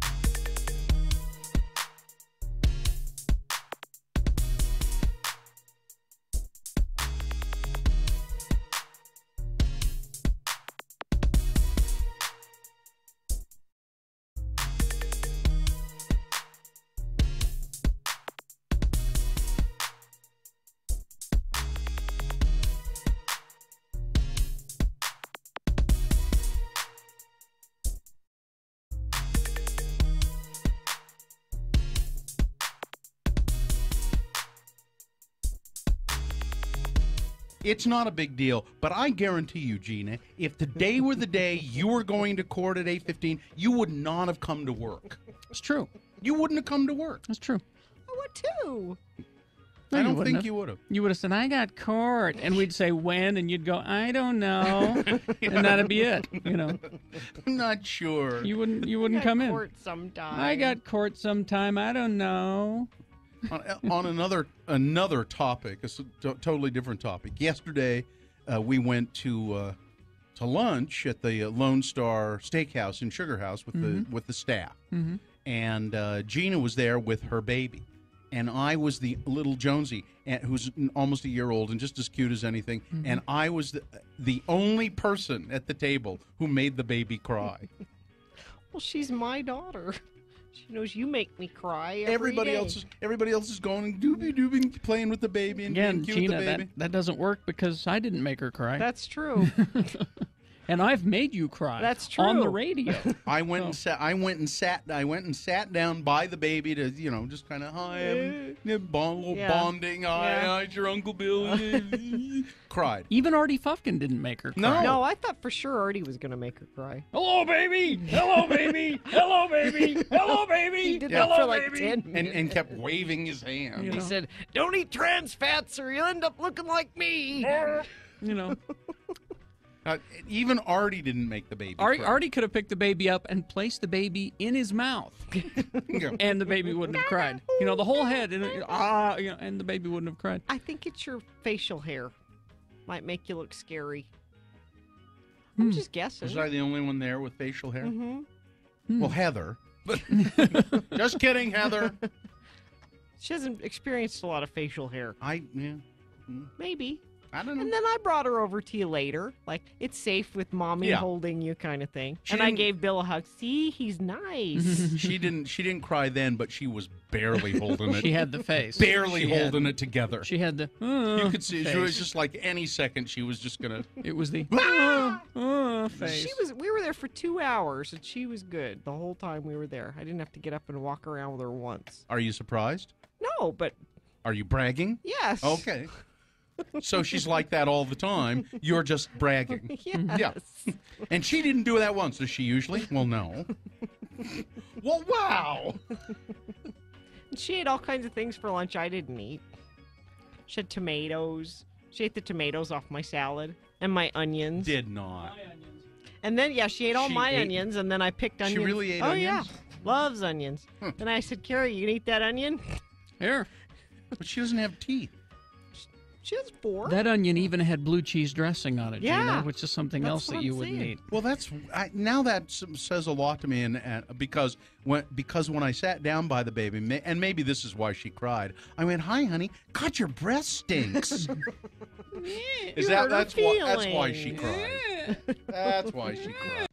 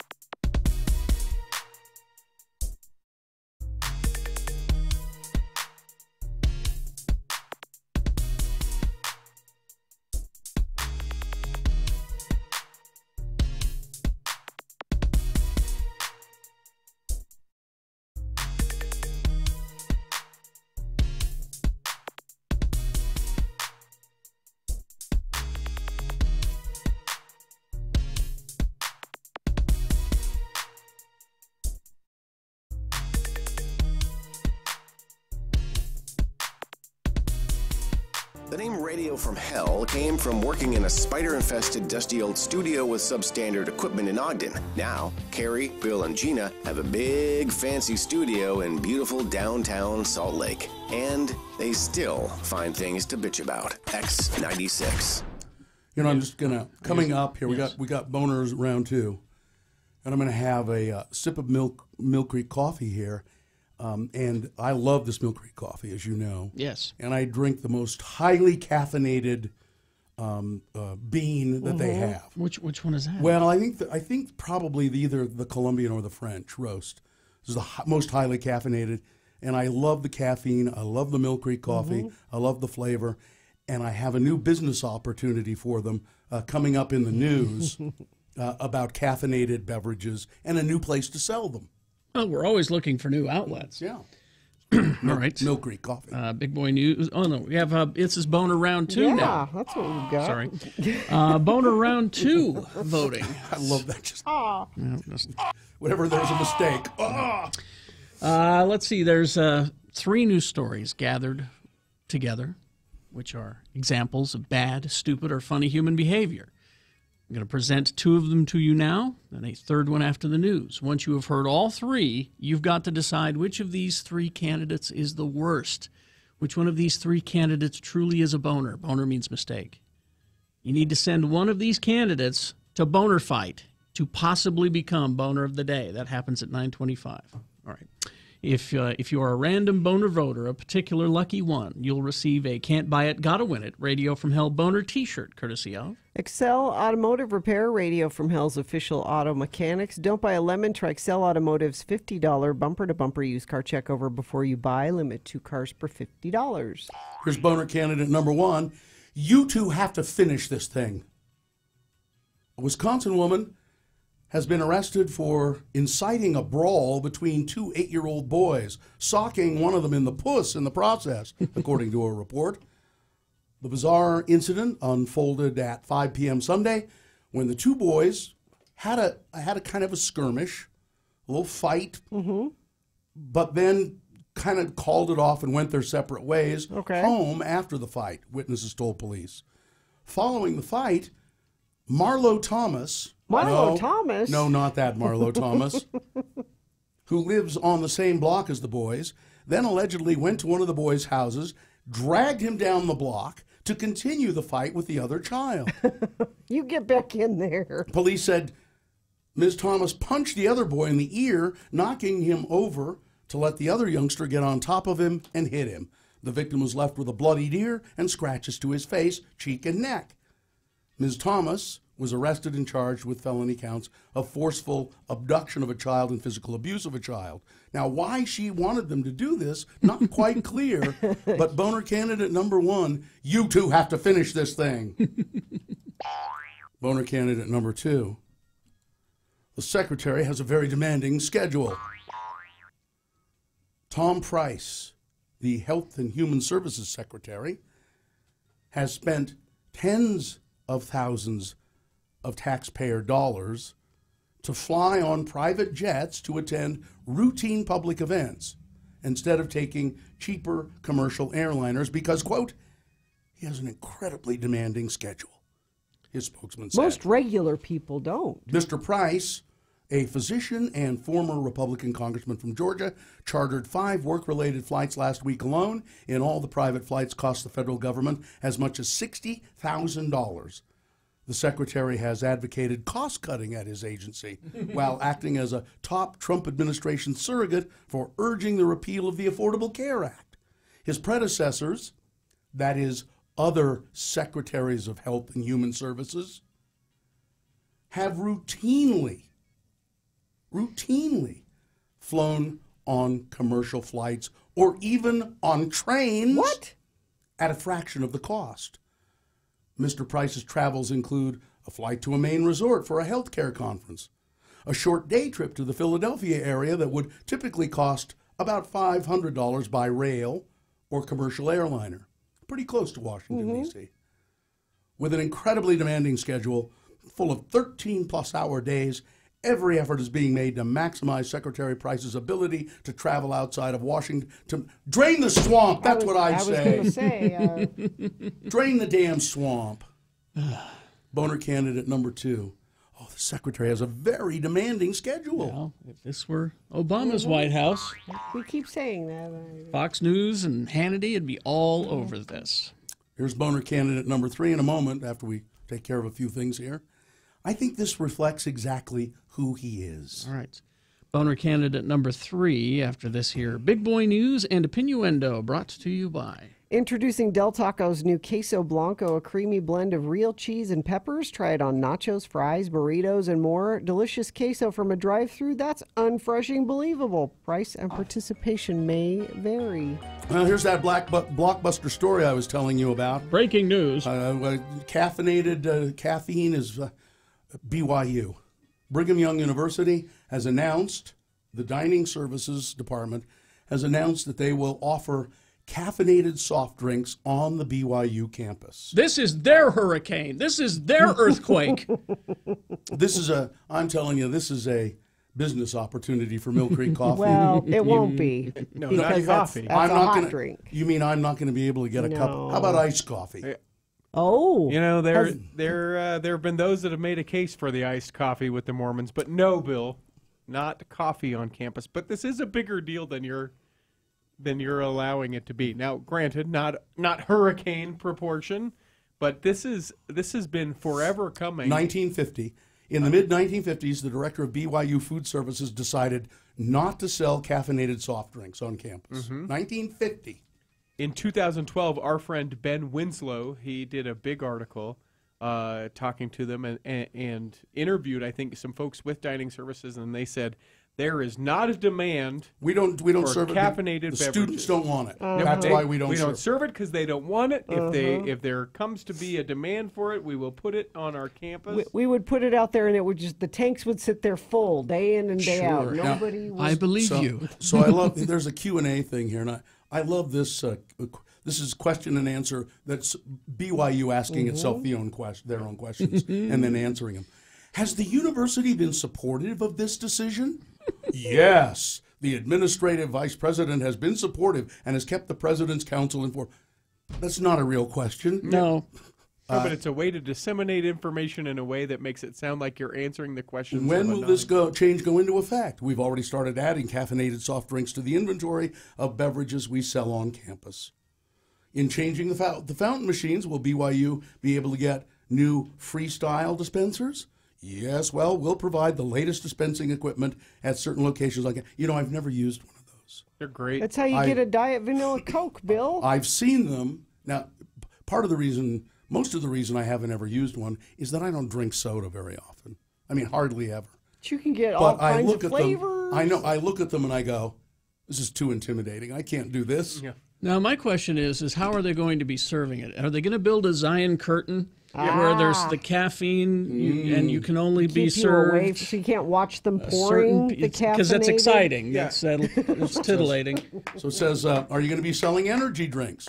Highly caffeinated energy drinks will not be sold yet by dining services. So there's a demand for them.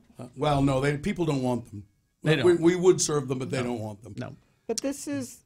Well, but the latest thing. But it's more to it than even all this because BYU Idaho has had the caffeinated beverages for a while. Oh, so they kind of tested it. Huh? So Provo has been the last and nothing holdout. happened. There wasn't a riot.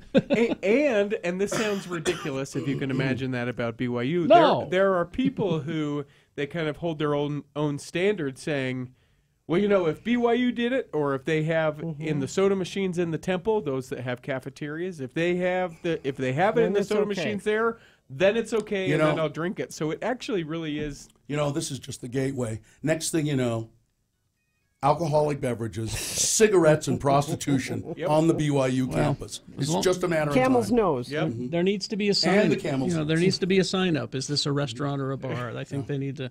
Java Devil, you are now my bitch. So this is the big news in the Mormon Church today. Not that the Church of Jesus Christ of Latter-day Saints, the legislature now owns the printer's manuscript of the Book of Mormon. Yeah, the printer's manuscript. Yeah, in other words, the original printing of the Book of Mormon. This is the manuscript that the printer used.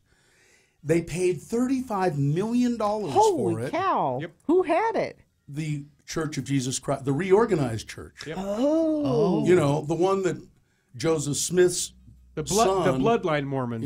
Yep. Went and started. Yep. $35 million? Not only his son, but Emma, his wife, when he died. Yeah, stuck around. They went and started this other church. They have other copies. They know what it says. But this, sure. But this is the original manuscript. Well, and the reason why they sold it, the Community of Christ is what the name of that church is. They needed the money because the pension of the hierarchy of the reorganized church needed funding, They didn't want to sell it. Yeah, they have them. a paid clergy. So. Well, I mean, they pay the guys on Temple Square too. Yeah, sure. Students showing up. It is a stipend. We need to move on to another story. Well, I'm going to get my shame bell and go down to BYU. Students showing up to school early this week at West High School walked into a frightful scene. I don't know why this is so frightful. About 200 bats had found their way What do you inside. mean you don't know why it's frightful? Well, rabies is frightful. These are just bats. You don't know that they don't have rabies? You don't know that they do. You're a baddist. You are. I don't have rabies. How dare you be so? Any dog on the street could have rabies too, Gina. I bet that little dog of yours has it. She doesn't have rabies. About 200. Somebody left a window open, and for some reason the bats flew in and congregated in West High School. I believe they were safely. They removed them without any danger to the bats. Utah cop now wants to apologize to the nurse that he cuffed up at the university. Yeah, it is. Jeff would love the chance to sit down and apologize for what happened, said his attorney, Greg Skordas. If he could do this over, he would do it differently. Well, sure, of course. Yeah. Don't all of your clients say that, Greg? You know, if I could go back in time and not rob that 7-Eleven, I would not do it. I decided not to murder, I would change my mind. Utah Congressman Chris Stewart tweeted his support for President Donald Trump's aggressive speech to the United Nations General Assembly. Of course. Stewart is focused on tensions with North Korea as part of his work on the House Select Committee on Intelligence. As a matter of fact, he's going to South Korea this week. We won't allow Kim Jong-un to put nuclear-tipped warheads on top of his ICBMs, Stewart said. I don't get how anybody could praise that speech. I don't either. I mean, there are ways to take a tough line with North Korea without being without calling him Rocket Man and saying we will destroy your country. I mean, I've heard speeches like that at the UN, but they're usually from dictators. Yeah, exactly. Well, so's this. So I don't get how anybody. And my favorite thing about that speech, and I wasn't here to talk about it with you guys, was the very opening, where he talked like it was a campaign rally. Since I was elected president, the economy is stronger than it's ever been. The stock market is better than it's all me, big silverback. And a Salt Lake City attorney has won $29,200 on Jeopardy. No? Moving on to the next round. Betsy, it's either Knudsen or Knudsen, an attorney from Salt Lake, won big on Tuesday night's Jeopardy and will be competing in her second game today. She was up against one-day champion Angela Ward from Texas and Farhad Mahmoudi of Encinitas, California. Do we have her final Jeopardy question? Let's see. Those are the things that should be in these stories. Let's see. Entering the double Jeopardy round, Knudsen continued to speed through the clues, particularly showing an affinity for the category titled Transylvania. She correctly answered all of the clues in that category. After securing the lead, she remained quiet throughout the rest of the half, giving the other contestants a chance to close in. But double Jeopardy, she wagered enough to remain in the running. The final question, here it is. Let's see if I can give it to you without giving you the... Yeah, I want to see if we can... Let's see. What? Running out of time. It doesn't... Oh, man. I'll just have to read it the way it is. The final question referenced the name of a Canadian whiskey brand that, when reversed, formed the name of a cola. All three contestants correctly responded with... Did you get it, Karen? Well, the answer is Crown Royal. Crown Royal. Yeah. Royal Crown Cola. Royal Crown Cola, Crown Royal. So she wagered enough to win. Oh, okay. Oh, okay. Weather traffic. Colder today and chance of spotty sprinkles. Chance increases as the day goes on. High only around 59. That's brought to you by our best friends, No Kill Utah Pet Super Adoption in Farmington this weekend, where you can meet hundreds of adoptable cats and dogs all in one place. Go to bestfriendsutah.org for more information. I'm going to refresh quickly on our UDOT website. Crash southbound Bangerter Highway, SR 201 West Valley City. Crash southbound I-15 Shepherd Lane in Davis County.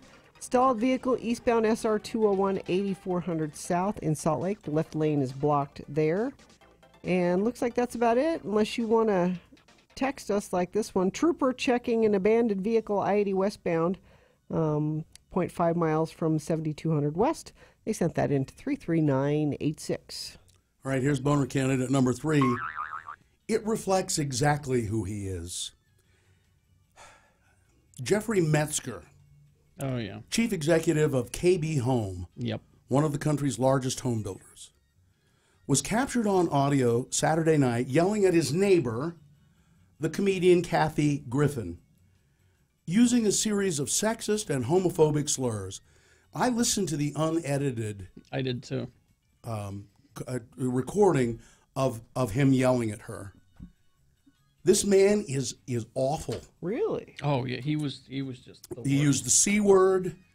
The string of crude comments prompted an immediate backlash against Mr. Metzger, whose company is the 6th largest publicly traded home builder in the country. Criticism quickly followed the publication of Metzger's recorded rant on Tuesday. Many people said it was beyond disgusting. The episode was apparently the culmination of a series of disputes involving Mr. Metzger, Ms. Griffin, and her boyfriend, Randy Bick, who are neighbors in the exclusive gated community in the upscale Bel Air neighborhood of Los Angeles. So apparently, Kathy Griffin and her boyfriend called the police because they were the neighbors, this Mr. Metzger, his granddaughter, and were having a party. Mm-hmm. And it was really loud. Mm-hmm. And it got so loud and it was getting late, and they finally called the police. Mm-hmm. Now, they've had disputes before this. But Metzger came out, and you can't believe the foul language. Yeah, you really need to hear the tape. I don't really have any love for Kathy Griffin. He called her a bald so-and-so. She has shaved her head recently to show support for her sister Joyce, who's a cancer patient. He referred to Donald Trump, how Donald Trump has got you in his sights, and he... okay. This makes sense. And he just went on and on. Mm-hmm. But his house was the house where the party was going. Yeah. Now, he released a statement after this, having said that Mr. Metzger regrets losing his temper, and the language he used does not reflect who he is. Yes, it does. Or what he believes. Exactly. No, it reflects exactly who he is. Exactly. Boner candidate number 3. All right, let's review the first two and vote. Boner candidate number 1, you two have to finish this thing. It's a woman busted for trying to get 2 8-year-olds to fight each other. Boner candidate number 2, the secretary has a very demanding schedule. Spokeswoman cites demanding schedule for Secretary of Health Tom Price's use of private jets. And boner candidate number 3, no, this reflects exactly who he is. All right, time to vote. Here we go. You've got to decide which of these 3 candidates is the worst and deserves to go forward to boner fight in the 9 o'clock hour and possibly become boner of the day. 1, 2, or 3. Put the candidate number, in the message of a text. Text that to 33986. You can go online and vote, x96.com. Look for the box that says Round 2, September 21. Vote there. If the box is not there, refresh. Or you can call, use your voice, the good old-fashioned way, 877-602-9696. There you go. Less than 300 seconds. Round 2, boner voting. Let's go.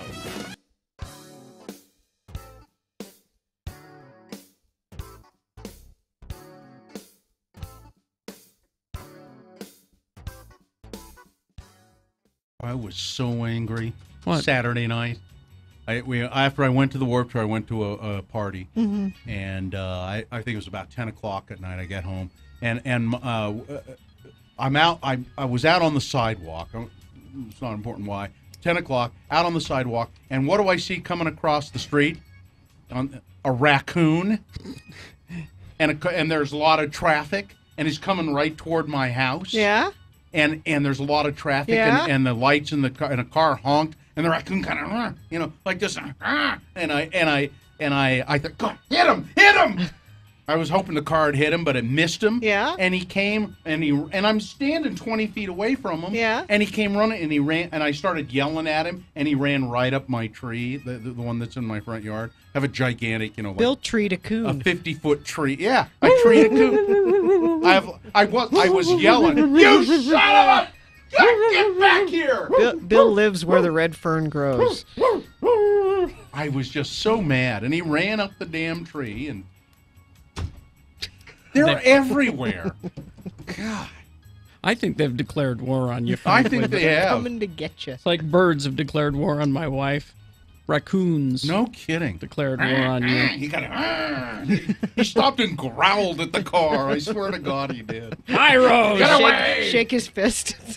Roadhog! Little birdie finger. One of his little bandit hands, you know. Bird finger. Their hands are almost human, you know. They have them, you know. But ran right up the tree in front of my house. God, that made me mad. What are you going to do? Did your wife lock you out again? You sleep on the porch. Was it one of those? No. No? Oh, why I was on this? Why you were out on the front porch? I was taking the night air. Was farting. Taking in the night air. Is that farting? Yeah. I'll be back in a while, honey. The night air. I gotta go take the night air. He's right, isn't he? No, Taking the night wind. No. Is what it is. No, I wasn't. There's a breeze. Let me just put it that way. Man, I live in the city. I don't need this crap. You have to move to the country to get away from the coons. No kidding. It just drives me crazy. I tell you, we haven't had any raccoon problems since Van's dog Chase killed one in the backyard, and ever since then they're gone. I believe that when I start trap, I should go home and set up a trap, and because if I trap a couple of them, they kind of lay off for a while. Well, then that means you have to keep trapping them. I know. Got to send a message. I know. I got the trap there. I just haven't. I'll set it, and Brian will come and get them. I want reliable people who aren't going to get carried away. This is years you've been dealing with this. I just hate it. Got to send a message to the coon community. I haven't seen one of the cats for quite a while. Rush or G. Gordon, you mean? Yeah, Rush is. I haven't seen Rush for a week. Baby Rush is finally gone. You know, raccoon will kill a cat. I don't know. They've been coexisting for a while. Well, no, I mean, one of the Rush has been injured by the raccoon. I assume it's the raccoons. Before, I've taken him to the vet a couple of times with injuries. It just drives me crazy. Well, got to kill one. Got to kill one. Send a message. Spill blood. Well, it's just sprinkle raccoon blood on the threshold. Well, where are you going to get that raccoon blood, huh? From a raccoon, I guess. You got to bleed one. Can't you buy it at Sportsman's Warehouse? No, that's urine, and that will attract them. I'm sorry. Man.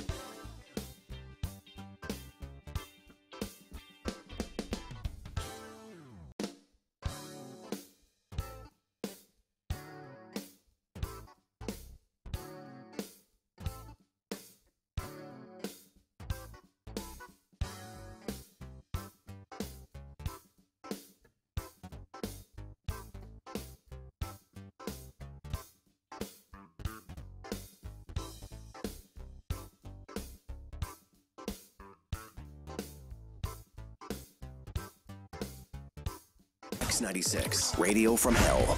All right, it's 8:47, time to award round 2 of the boner voting. And round 2 of the boner voting is brought to you in part by some saltines.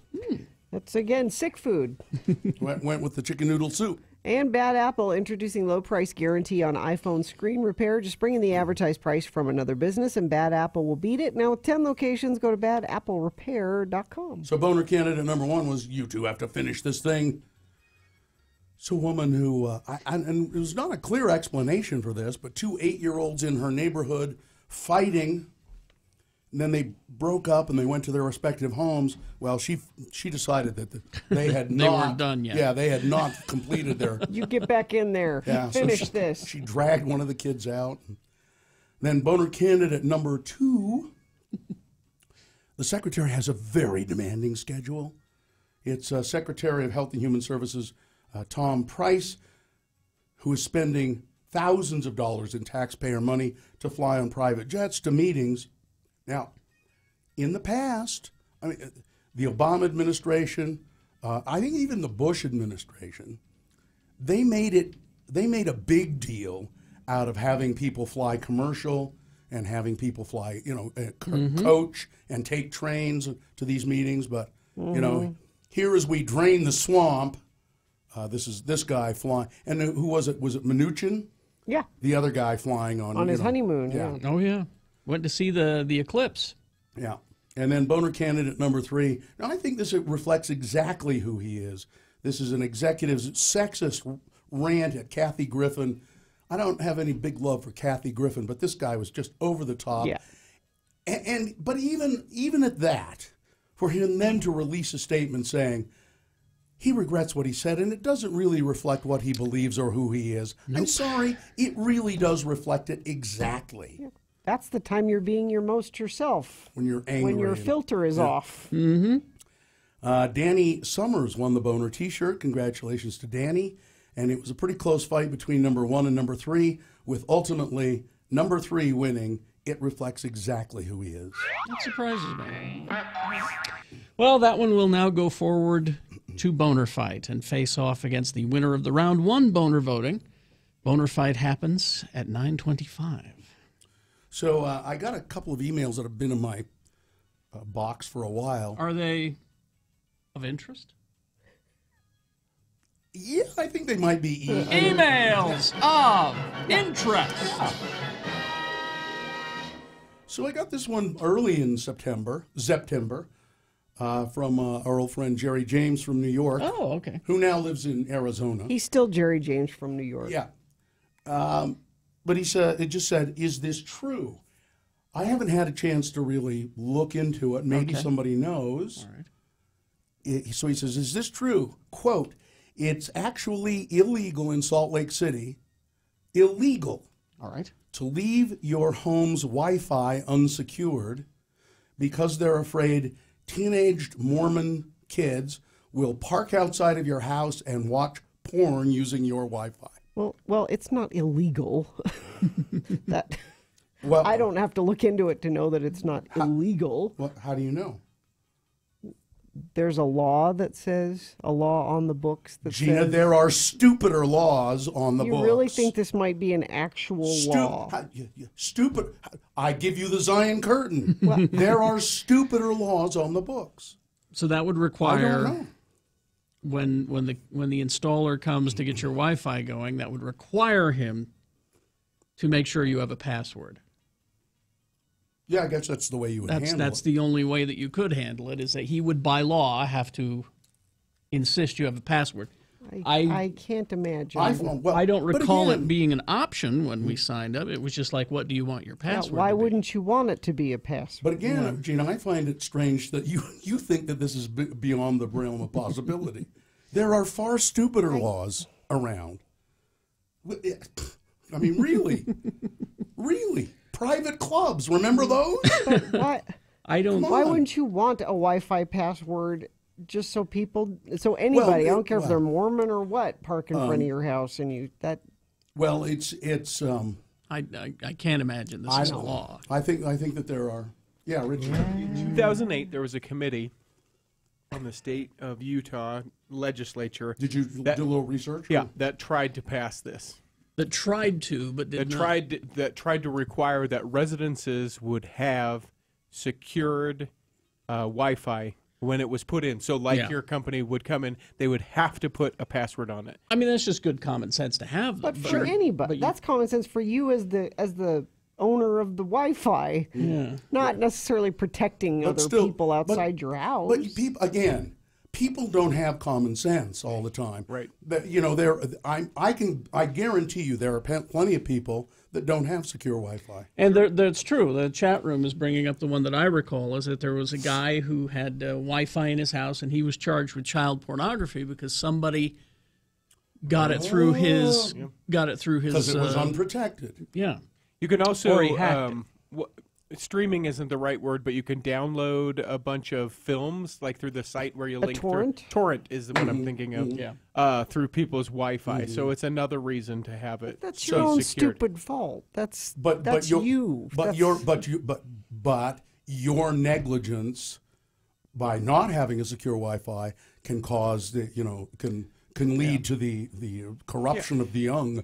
Salt Lake City code search that Daniel has made, 0 results for this. But so apparently they tried. Yeah, it was discussion. So and my guess is that this is one of the reasons they made for trying to pass it. And there are plenty of free open Wi-Fi spots in any number of Gina, places. yes, again, your incredulity about this just strikes me as being... I don't get why you're so incredulous about this. You're incredulous about the fact that I'm incredulous about it. Yeah. And then I got, so I'll tell Jerry no. They discussed it apparently, but no. And then this, I'm probably really stupid about this. I got an email that says, protect your family. Warning, this looks really official. Neighborhood safety alert. You are receiving this email because there may be a risk of a sex offender activity in your area. Doesn't that look official? No, it looks like... If you would like to know who they are, where they live, and how you can protect your family from sexual predators, please click here. They're selling you something. Note, the website you are about to access contains actual sex offender information. Please use caution when utilizing this service. And then it says here, I understand and I want to proceed. No, they are selling you a service. I would imagine. And if you click on that, you'll get all kinds of spam. I didn't click on it because I would imagine. But this looks good enough that for a second I went, oh. No. I wonder what. I'm telling you, people fall prey to this all the time. Probably. All the time. Because it looks, please click here. God, I want to know who the sexual... I have family. I need to know who. You know, there's a government website, Bill, that you could Google sex offenders in my area. I know in that. My area? Yeah. In your area. I want them to stay out of my area. If you're really concerned about that, don't click on that. You can find out. I don't care to find out. I don't really want to know. They can, I don't want to know where they are or, Unsolicited email, you get anything don't ever click on any of that. You wonder why you get all the spam you get. That's because you're tricked into clicking on that stuff. Don't click on it. If you don't seek it out, you don't go... Wise words from Gina. Those are wise words. Who is always complaining about the spam that they're getting? That guy. Not me. Don't... You send money to one Nigerian prince. And you don't get any spam. Nothing, yeah. You don't get any spam. Not the kind you get. You don't get any spam. You don't know what kind of... You don't ever look to see what you're getting. You don't know. Don't click on it. I'll bet you don't know what kind of spam you're getting. Don't then I'll miss some nice surprises. There are dateable 18-year-old girls in my neighborhood. In your area. Yeah, in my area. All kinds of things happening in your area. Crash southbound Bangor Highway, SR 201 Junction, West Valley. Crash southbound I-15 Shepherd Lane in Davis County. These are the same ones we've been mentioning all morning, so nothing new. And I have nobody texting in anything new either to 33986. All right. If you see something, let us know. Well, the show has exhausted me. I want to go home and lay down on my mattress for a mattress. I really will do that. You will do that. Yeah. Yes. You came into work today, but you've been home in your adjustable bed, which helps out when you're sick. Mattress Firm is having their semi-annual sale. That's your favorite mattresses are on sale. And if you haven't replaced your mattress in 8 years or longer, it's time to do it. You can get a Beautyrest Firm Queen mattress now for just $454.99, plus an additional 10% off. 2 out of 3 people choose the Dream Bed Luxe over the other leading memory foam mattresses. Now, this costs $1,000 less than the leading memory foam mattress and has cooling technology. Take it home for just $37 a month for 72 months during Mattress Firm's semi-annual sale, plus take an additional 10% off of that. So don't wait any longer. Get into Mattress Firm. We've all done it. We've heard from now friends of the program who've been to Mattress Firm. And if you're saying, well, I don't know where the store is. There is. They're everywhere. Just go to mattressfirm.com. Strong Volkswagen.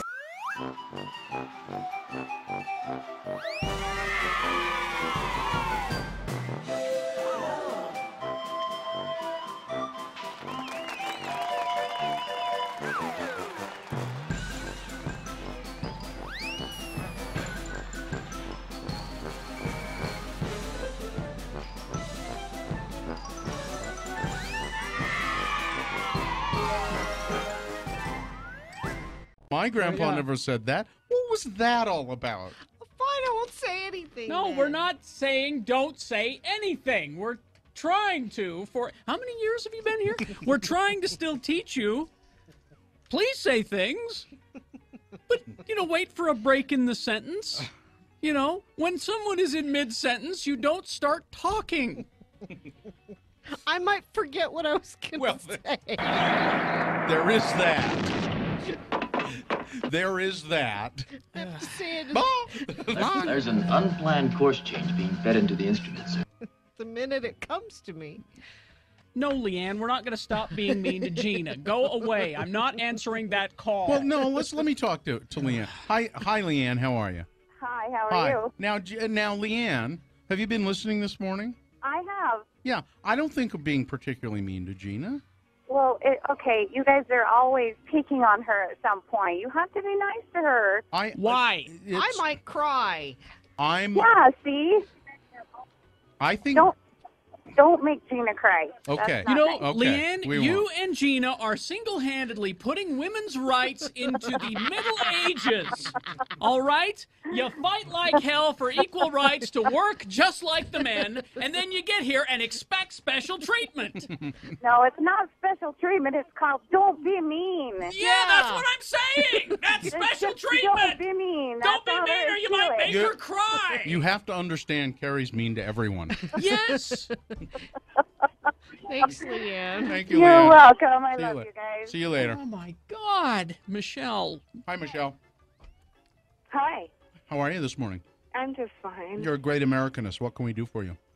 I just wanted to tell you to be nice to Gina. That's all I wanted. Okay, thanks. I was feeling sad for her. See, you were going to cry for me, huh? I was. No. I think I had a couple of tears welling Michelle, up, and do I you thought, think you know that- what? This is wrong. Michelle, do you think women need special No, wait a treatment in the minute. workplace?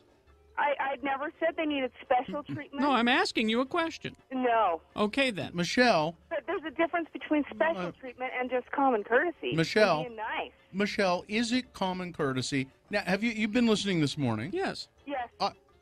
All I'm trying to do is get through this feature. Yeah. And Gina is saying, "Oh, that's what happened to the." How is that common courtesy? courtesy? So you know what I did? I stopped and said, "Well, then tell us all about it." Apparently, you were it's being sarcastic. apparently. And then you yelled at her a I minute didn't- later for like 5 minutes. You I guys didn't- stop. You just All kept right, going. No, I Michelle. didn't yell. Michelle. And going. I didn't yell. Michelle. All right. Michelle. Is it common courtesy to interrupt someone when they're speaking? No, but she said she was sorry. I'm But very she says sorry. she's sorry every day. But I'm really, really sorry. Oh, wait a minute. Michelle's right. Gina said she was said, sorry. I'm sorry, and you kept going, and you kept going, and I thought, that poor girl is either Again, gonna cry or Michelle, quit. you and Gina are setting back women's rights 30 or 40 years. I have to disagree with you. I think it's Just only apologize, Michelle. Michelle, Just tell Carrie you're sorry. You're wrong, and you know why? Why am Because I you're a wrong? woman. That's why, okay?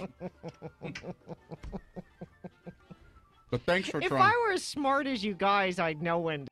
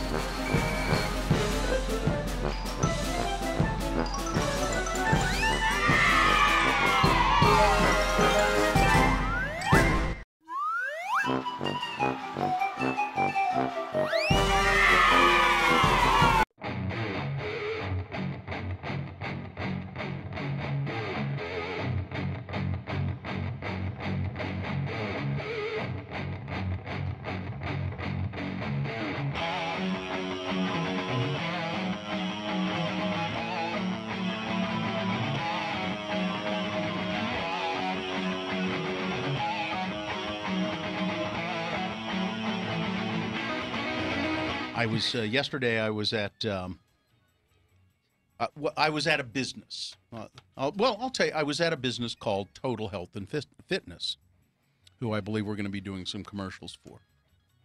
So I'm out there talking to the folks and everything, and I get done with my business at Total Health and Fitness, which is in Draper on 123rd South, and I'm just about to leave the building where Total Health and Fitness is located. Okay. And a woman walks in and walks up to the desk and says to the lovely receptionist at Total Health and Fitness, "Hi, is this Total Health and Fitness?" To which the receptionist, being a nicer person than I am, said, "Why, yes, it is." And that the woman said, "Oh, okay, good. I'd really like to apply for a job." Now, if it had been me as the receptionist, when she walked in and said, "Yeah, is this Total Health and Fitness?" And I probably would have been nice to a point and said, "Yes." And when she said, "Oh, good, I'd like to apply for a job," I would have said, "Don't bother." Exactly. Because you apparently...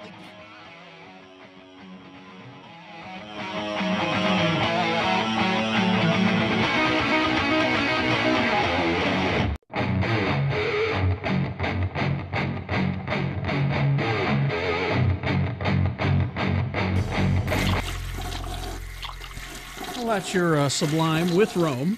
Now, they are coming to town with The Offspring to USANA Amphitheater on September 30th. Tickets are on sale now at all Smith Tix locations. Now, why am I telling you that? Yes. Why? It's a qualifying prize to qualify for this really cool trip to New Orleans to see a huge concert event with Foo Fighters, The Killers, LCD Sound System, Live, Cold War Kids. It's a 3-day festival that we're qualifying people for with those tickets to see Sublime.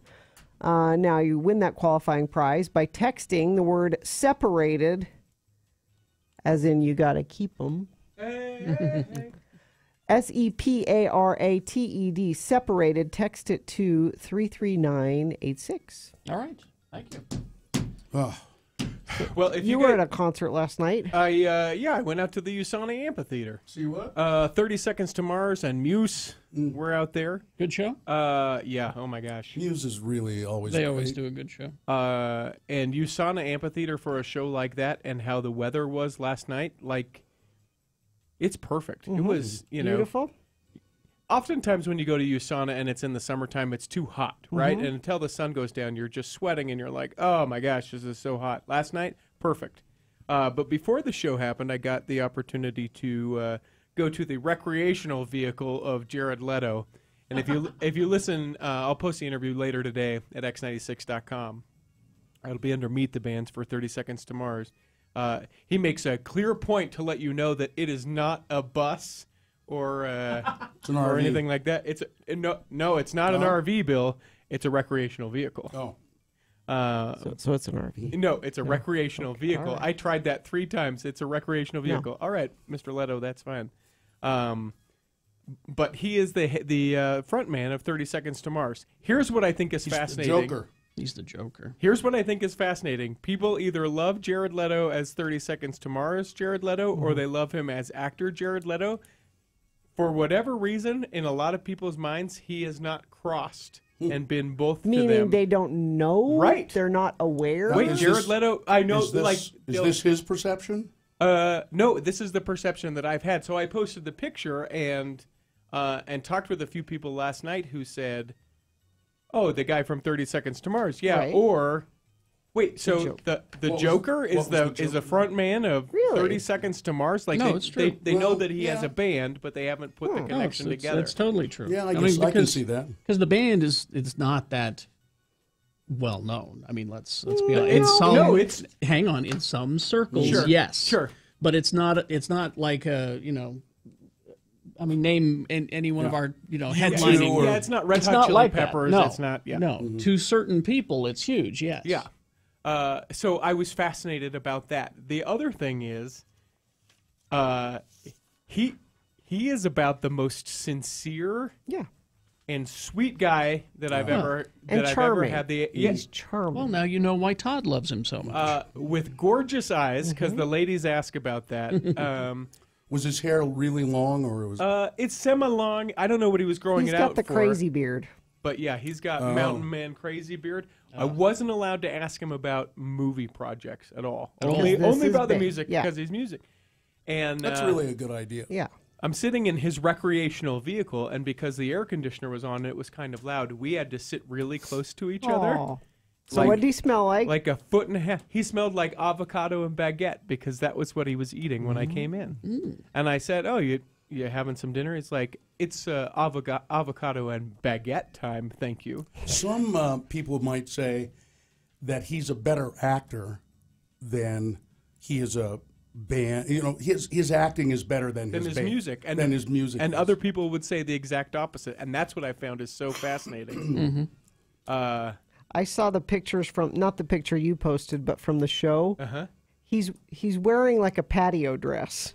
Oh, you wore a dress for the show? Oh, that's good. Like a Golden Girls. Moo kind of. Really? Let me see. Here, I'll find it. And if you look at the picture that I have, it's on my social media at Richie T. Stedman.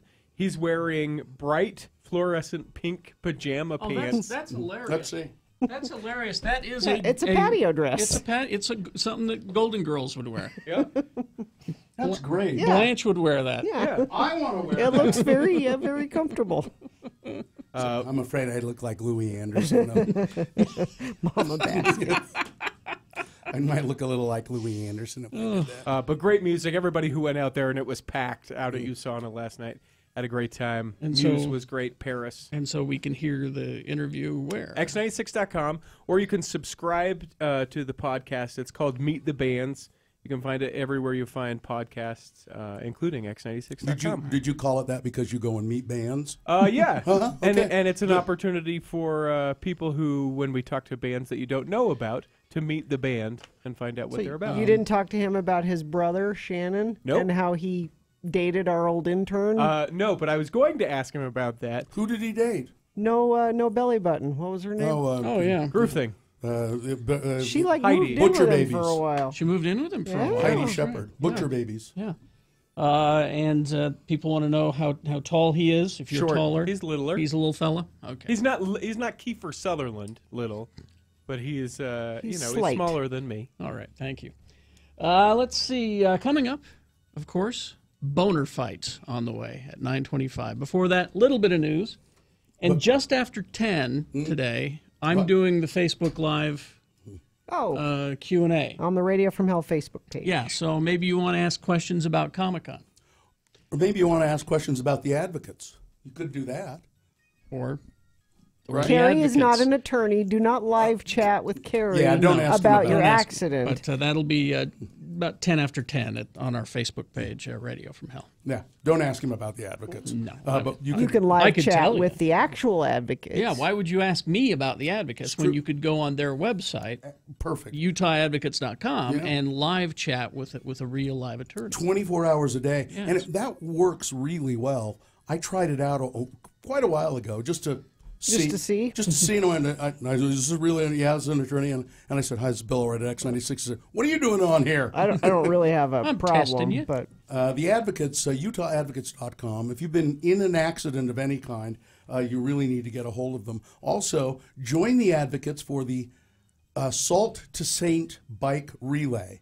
Utah's Salt to Saint is the most exciting bicycle relay challenge. Teams strategize how to get to St. George from Salt Lake as fast as possible. Now, it's they have to come up with their own. Yeah, it's kind of a relay race. So the advocates are competing in this challenging relay, September 22nd to the 23rd. You want to find out more about it, go to their website, UtahAdvocates.com. 3 days of live music, including Foo Fighters, The Killers, Cold War Kids.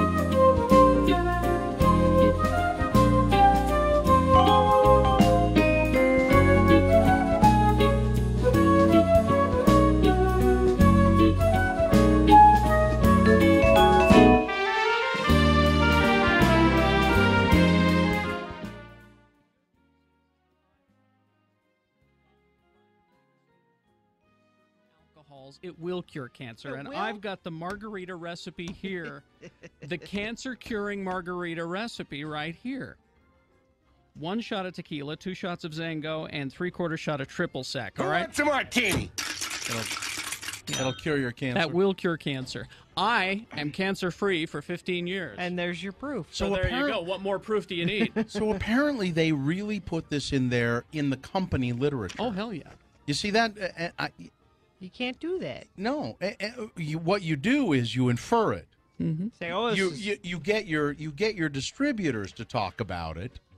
You don't put it in your literature. Look, all I can say to Zango is, why aren't I your spokesman? I'm cancer-free for 15 years. I found that it's the mixing with alcohol that makes it work. Why don't they call reaction me? This is $1 million company. This is my ticket to a big pay. And they're local here. They should know who you are. They should know who I am, right?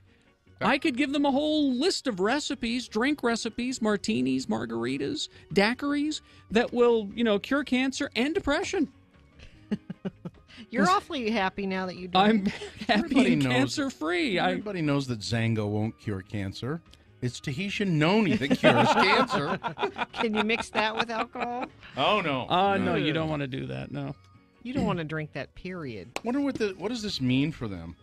They have 15 days to respond. My guess is that either Orrin Hatch will swoop in like Super Hatch and save the day because he's big on that, supplement business stuff, or they'll just have to take that out of their literature. Yeah, I think probably they have to say, sorry, we won't do it anymore. They'll have to tell the people who sell it, don't say that. Does really cure cancer. Or we don't have any evidence. We don't have any evidence that it cures cancer. But Kerry Jackson, 15 years cancer-free because of the magic cancer-free margarita. Because cancer's one disease.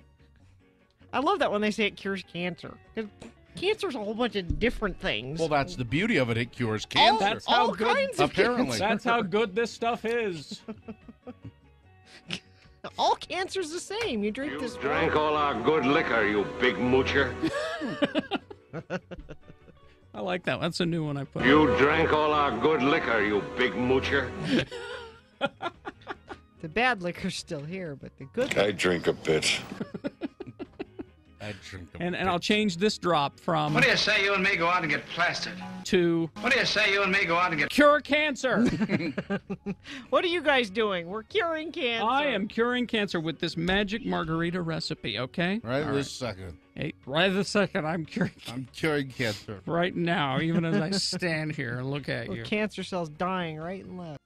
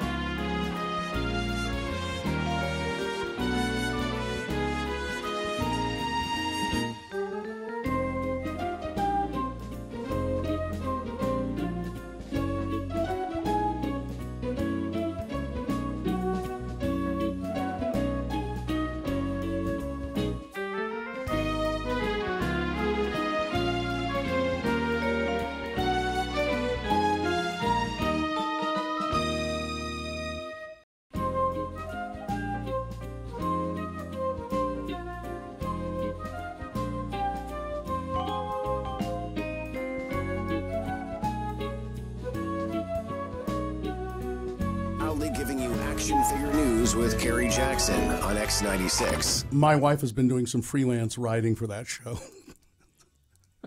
For better things? For better things. Oh, okay. You I didn't know you could do that. You didn't listen to the clip, did you? She's talking about her. She married her husband. She said he was the most spectacularly ugly person I'd ever. And that's why Sam looks the way that she does. That's a great show. All right. Let's see. 9:22. Before we get to Boner Fight, little bit of news. Little bit of news brought to you by Strong Volkswagen of Salt Lake City. Get 100% lifetime powertrain coverage. Your factory powertrain warranty becomes a lifetime warranty online at strongvw.com. Well, Gina, a man who, you might know this story, who claimed that his girlfriend died during shower sex. No. Oh. Has been found guilty. Dallas area man who testified that his girlfriend died after striking her head while they had sex in the shower. Mm-hmm. A county jury found the 28-year-old Jason Lowe guilty of murder. 27-year-old Jesse Bardwell's decomposing body was found in a rural area northeast of Dallas last year. How did I miss this story? Her body was. I'm sorry. I try to keep them for you. I know. Her body was too. You can always blame me. Okay. Her body was too decomposed for the medical examiner to determine exactly how she died, but her cause of death was listed as homicidal violence. Now, Mr. Lowe testified that he and the girl took GHB, a mind-altering drug, before having sex in the shower, and she fell and hit her head. And that's what killed her. Now, so why he didn't report this? I was going to say, then you called the police, right? And It's said, a oh my little- goodness, this accident It's a happened. little damning, you know, when you take the body out and leave it in a field Mhm. somewhere. So, yeah. Let's see. Time is running out for the buried survivors of, if there are still some, of the earthquake in Mexico. Rescuers labored against long odds into the dawn today to save a 12-year-old schoolgirl and untold other survivors who may be trapped beneath crumbled buildings in central Mexico. This is the country's deadliest earthquake in 32 years, coincidentally on this date, the date of the last deadly earthquake. More than 50 survivors have been plucked from several disaster sites. At least 237 have died, 1,900 injured. The odds of survival lengthened with each passing hour. So I guess they still haven't. They got 11 kids out of that school, but they think there's still some there that may be alive, and they're working feverishly to do that. Melissa Joan Hart. Sabrina the Teenage Witch. Good. Is facing backlash. Good. After lamenting that Hurricane Maria ruined her vacation. Quote. Ruined other people's lives. But And just like that, our family vacation is canceled. She captioned a screenshot announcing Hurricane Maria's landfall in Dominica. The former Sabrina the Teenage Witch star, who campaigned for Gary Johnson during the presidential election, faced angry comments on Twitter following the post, which has since been deleted. Yeah, she posted it. People started pointing out how tone deaf it was, and then she deleted it. But people, is this wrong? But people screen capped it and started spreading it around. Yeah. Oh, I get. Yeah. Oh, I didn't. People really. died? I'm sorry. Did I? Oh, but my vacation was... Anthony Weiner. It says here. This is the New York Daily News. Pervy ex-pole Anthony Weiner. Yeah, that describes him. Repeatedly directed a 15-year-old girl to strip and touch herself during video chats, prosecutors said on Wednesday. That, among other reasons, are why the feds want the erstwhile Carlos Danger to serve from 21 to 27 months in prison. And my guess is he's going to get it. Yep, it's sounding like it anyway. He will get the full term. Well, because this isn't the first offense. Yeah. And then his divorce trial will also go. They may postpone his jail time while his divorce trial goes on, and then they'll put him in jail. Looks to be the way it's going to go. Looks like, and of course, you know, the Republicans are thrilled about this, but they'll also try to use the same argument that he tried to use with Donald Trump Jr.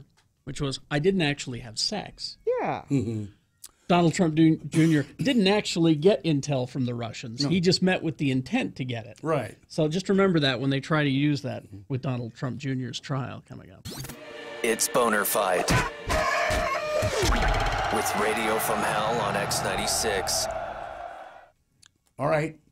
Here's the winner. Oh, sorry. Boner round 1. Oh, wait a minute. I think I got these reversed. Hang on. Yeah, I do. So Boner round 1 was, do the boys have to submit pictures? This is a school requiring girls, a high school requiring girls who want to go to the homecoming dance, submit a picture of the dress you're going to wear before you buy your tickets, because we want to make sure that you're not showing too much skin. This is sexist. It's wrong, and the boys are not required to submit pictures. Mm-hmm. I think they're afraid of what they'll get, maybe. Somebody I saw suggested the girls should just take a picture of themselves flipping off the camera and say, I'm not going to homecoming. Exactly. And Boner candidate number 2, it reflects exactly who he is. This Jeffrey Metzger, the chief executive of KB Homes, who just went on this horrible, vulgar, sexist rant against Kathy Griffin, and then released a statement saying, I'm really sorry. This doesn't reflect who I am or what my values are. Exactly what no, it does. Sorry, it does. That's number 2. Yep. There you go. Time to decide who is Boner of the Day. This is Boner Fight. You decide. Your candidate 1 or your candidate 2. Which one do you think is the worst? Put the candidate number in the message of a text. Send that text to 33986. Yep, pretty easy. Open to suggestions, Doctor. You can call, use your voice, 877-602-9696. Or you can go to x96.com and look for the box that says Boner Fight, September 21 on it. And click there and vote. If you don't see that box, refresh. It'll appear. There it is. It's Boner of the Day. Less than 300 seconds to do it. Here we go. John Smith kicks off a 1-hour non-stop music wingding at the conclusion.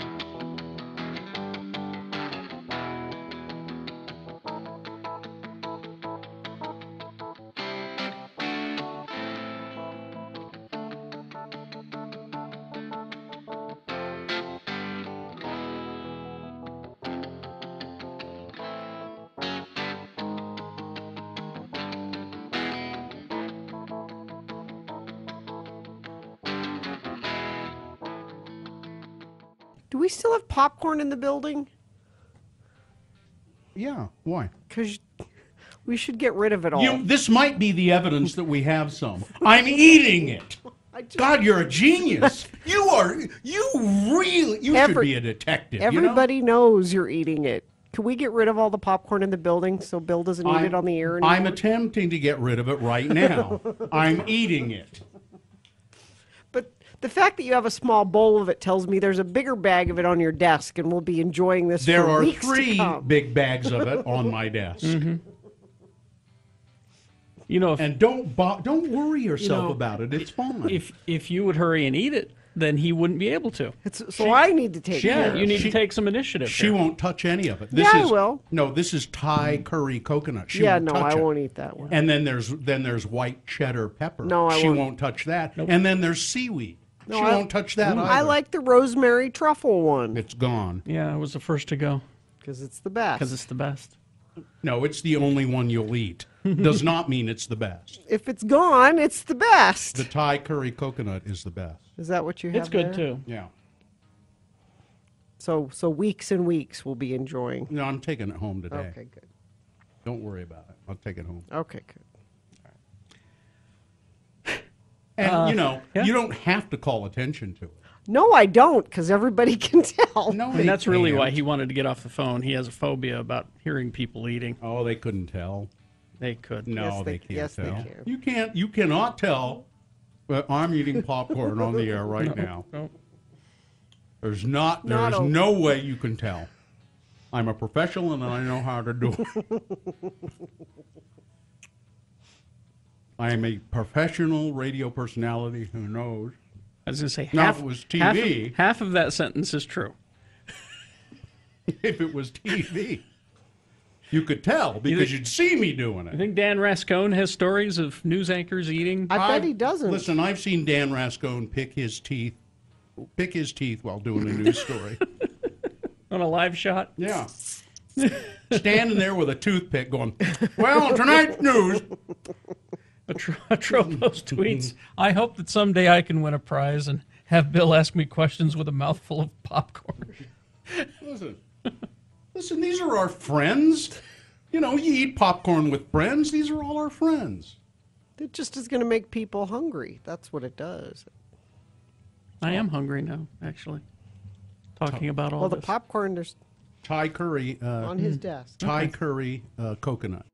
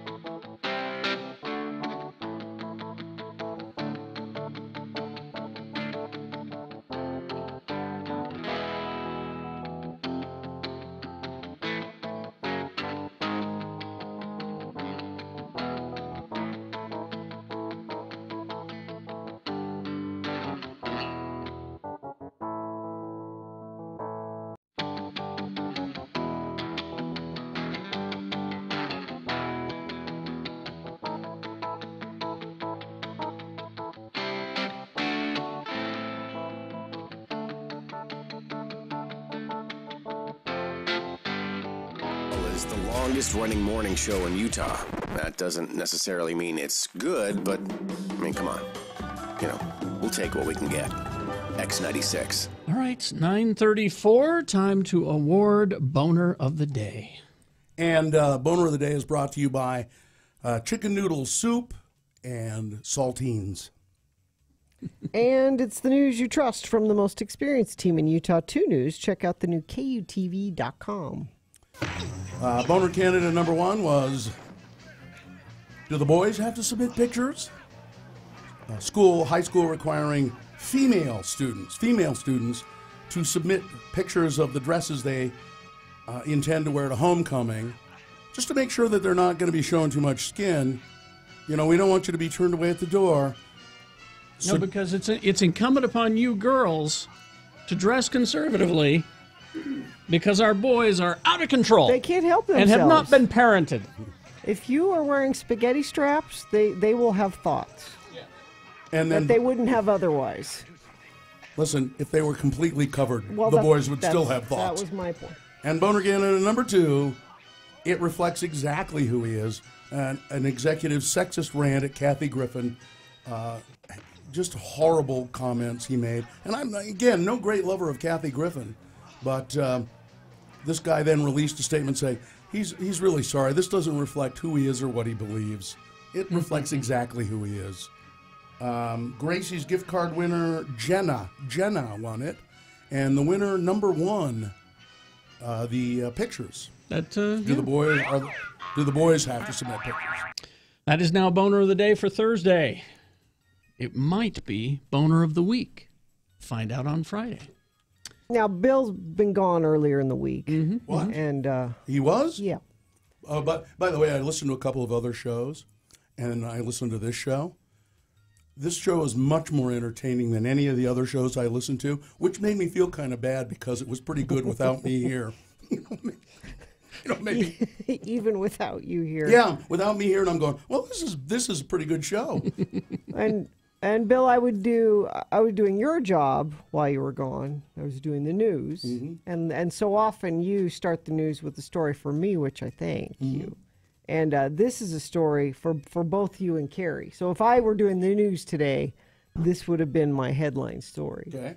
And it comes to us from my Uncle Tom Russell. Oh, so I don't need scary music? I mean, it's sort of fitting. Is it? Yeah, because that's a story for me with the scary music. Well, yeah, I always pull the scary music for stories. But for I have you. a feeling once I start reading this, Carrie will furiously be looking for the appropriate music. Oh, okay. There may be nobody tougher to ever write a song or perform on stage in the history of country music, or have more stories to tell than Billy Joe Shaver. And he has another good one and even more scars to show for it. Oh, goody. I love him. The country music outlaw legend was scheduled to headline the Long Beach Folk Revival Festival Saturday, September 17th, when he ended up in the hospital after falling as he walked to a nearby restaurant, smashing his face into the ground. Oh. Apparently, Shaver stepped into a hole, which caused the 78-year-old's knee to buckle sideways. The incident happened around 3:30 in the afternoon. Shaver's forehead was split open, his nose broken, according to guitarist and road manager Jeremy Woodall, so they took Shaver to the hospital, the festival being the last thing on his mind. Shaver had been hospitalized multiple times the last couple of years, including as recently as April for a heart condition. Yet, the show must go on. You know, he shot a man in the face, Billy Joe Shaver. Even for a beaten and bloodied up Shaver after getting stitches, Billy Joe Shaver and his band en route to Long Beach, swollen, bruised, sore, with what appeared to be blood still on his denim shirt. See below, there's a picture. He soldiered through nonetheless. From getting his fingers lopped off by a saw, to skirting a manslaughter charge for shooting an assailant in the face, and once almost shooting himself and barely missing, Shaver has skirted death and suffered great personal trauma, but still keeps on ticking. What song is it? My favorite Billy Joe Shaver song is "You Can't Beat Jesus Christ." I love that one. And I think there's another one called "If You Don't Love Jesus, I'll Kick Your Ass." This is my favorite one. My dreams are all dead and buried. Yeah. Sometimes I wish the sun would just explode. When God comes and calls me to his kingdom, I'll take all your sons of bitches when I go.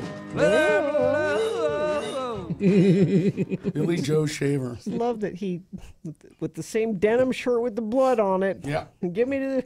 Give me there. It's okay, 78-year-old Billy Joe. No, he did the right thing. Just the same way I came in today with my voice pad. Bill had blood on his shirt. I wish the sun would just explode. It's an old version of it. It's a demo. Comes and calls me to his kingdom. I'll take all you sons of bitches when I go. Let her blow. Somehow I got spinal meningitis. Injecting all that hairspray in my spine. Better be careful, there might be. It's a super cheap way to party. If you aim to kill some brain cells and some time. My oldest son was born an albino. My youngest is covered in hair. The middle one says he's a homosexual. The other 7 are gone, I don't know where. She run off and took our only chicken. When I broke jail, the house was burned bare. The Japs moved the plant back to Osaki. Oh, that's not nice. Some days life just don't seem that fair. I gave all my best years to that woman. All she gave to me was mouths to feed. A miracle straight from the loins of Jesus. Since Charlie blew off both my testes. Oh, no, Get your Yankee ass off of my property. Don't care if the bank gave you a deed. This farm has been ours for generations, since we beat back those sneaky Japanese. Oh, there he goes again. Progressive. Billy Joe, of course, one of his best friends, Norm Macdonald. Norm Macdonald. Norm, this was a Long Beach show. Norm was probably there at the. He was probably there. Yeah. Hey, go see Billy. Oh, he fell down. Where's the blood from, Billy? There you go. The news story for you guys today. Right. Thank you very much. We'll buy you something nice from Diamonds Direct for that story. That's nice of you. How about an eternity ring? That would be perfect. Because we're stuck together for eternity. People are loving Diamonds Direct's incredible offer: 5 years, 0 interest, nothing down, any purchase. I mean, that's a great deal from an incredible store, Diamonds Direct. So, like, you can get a $5,000 GIA certified diamond, and you pay around $85 a month. No interest, $85 a month for 5 years. That's very affordable. Yeah. The Eternity Band, $3,000, only $50 a month. So lovely. I mean, they can get any budget. They can help you out. They'll also educate you about diamonds. Yeah, loose what are you diamonds. looking at? The color, the cut, clarity. Yeah, and they can get you started and teach you all about that because they're diamond nerds. Diamonds Direct, nothing down, nothing held back. 5 years, 0 interest for a limited time at Diamonds Direct. They're located at 6400 South, right across from Fashion Place Mall. Get into Diamonds Direct today. Strong Volkswagen.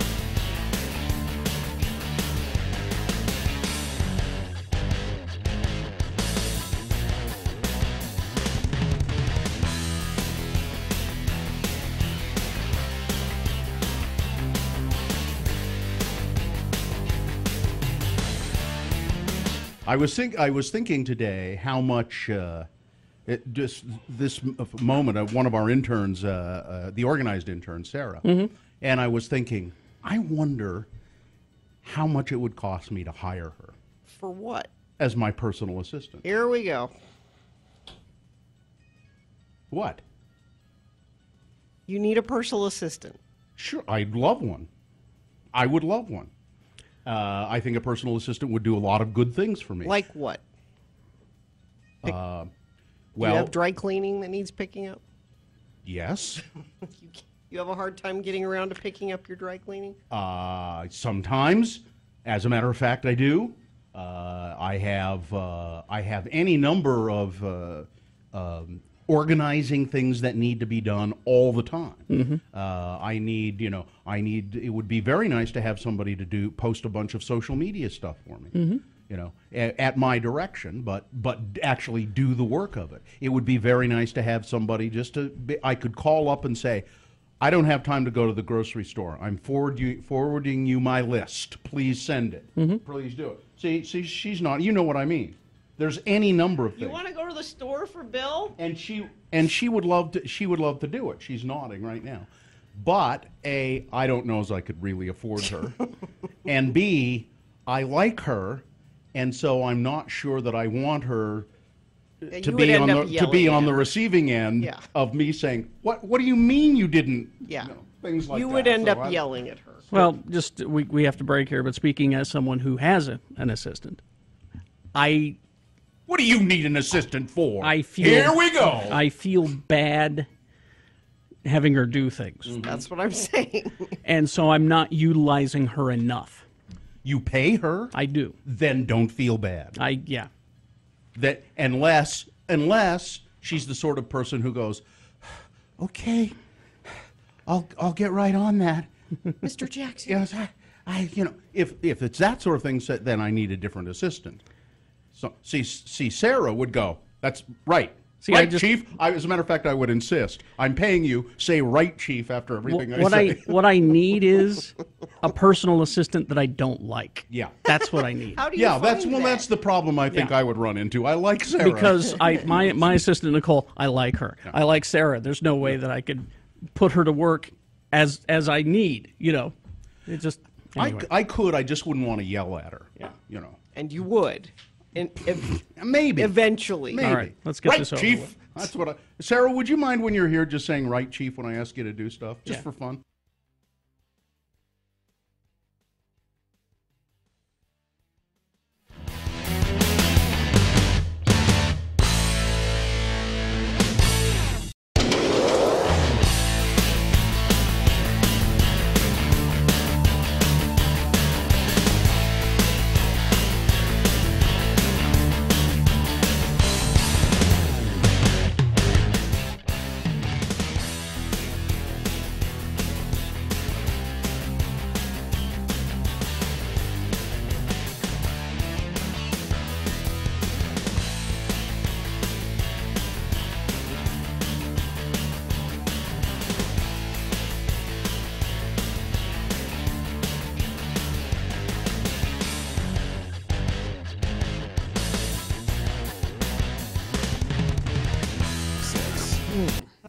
I have a KFC story for you.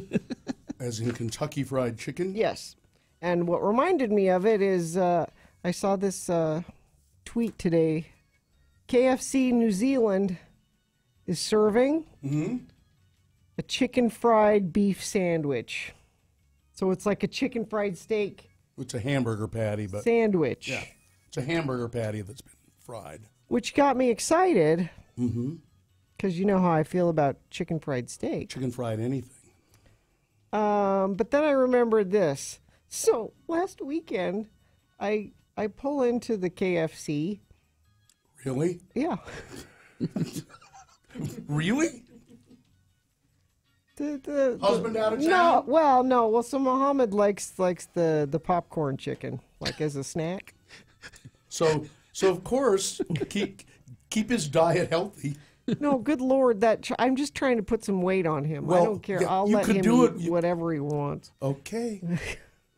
So I pull in to the drive-through, and you get to the sign and wait a couple minutes, and then the guy comes on and he said, "I won't be able to help you for 20 minutes." What? The sign said that, or the guy? No, the guy said that, and I said, "Okay." Okay, see ya. Yeah, why? He said people didn't show up for work today. Oh, jeez. People didn't show up for work today. Yeah. So I left. Yeah. I mean, because I wonder what if I'd said okay, and I'm just sitting in my car at the drive-thru for 20 minutes. People behind you start honking. I can't help you for 20 minutes.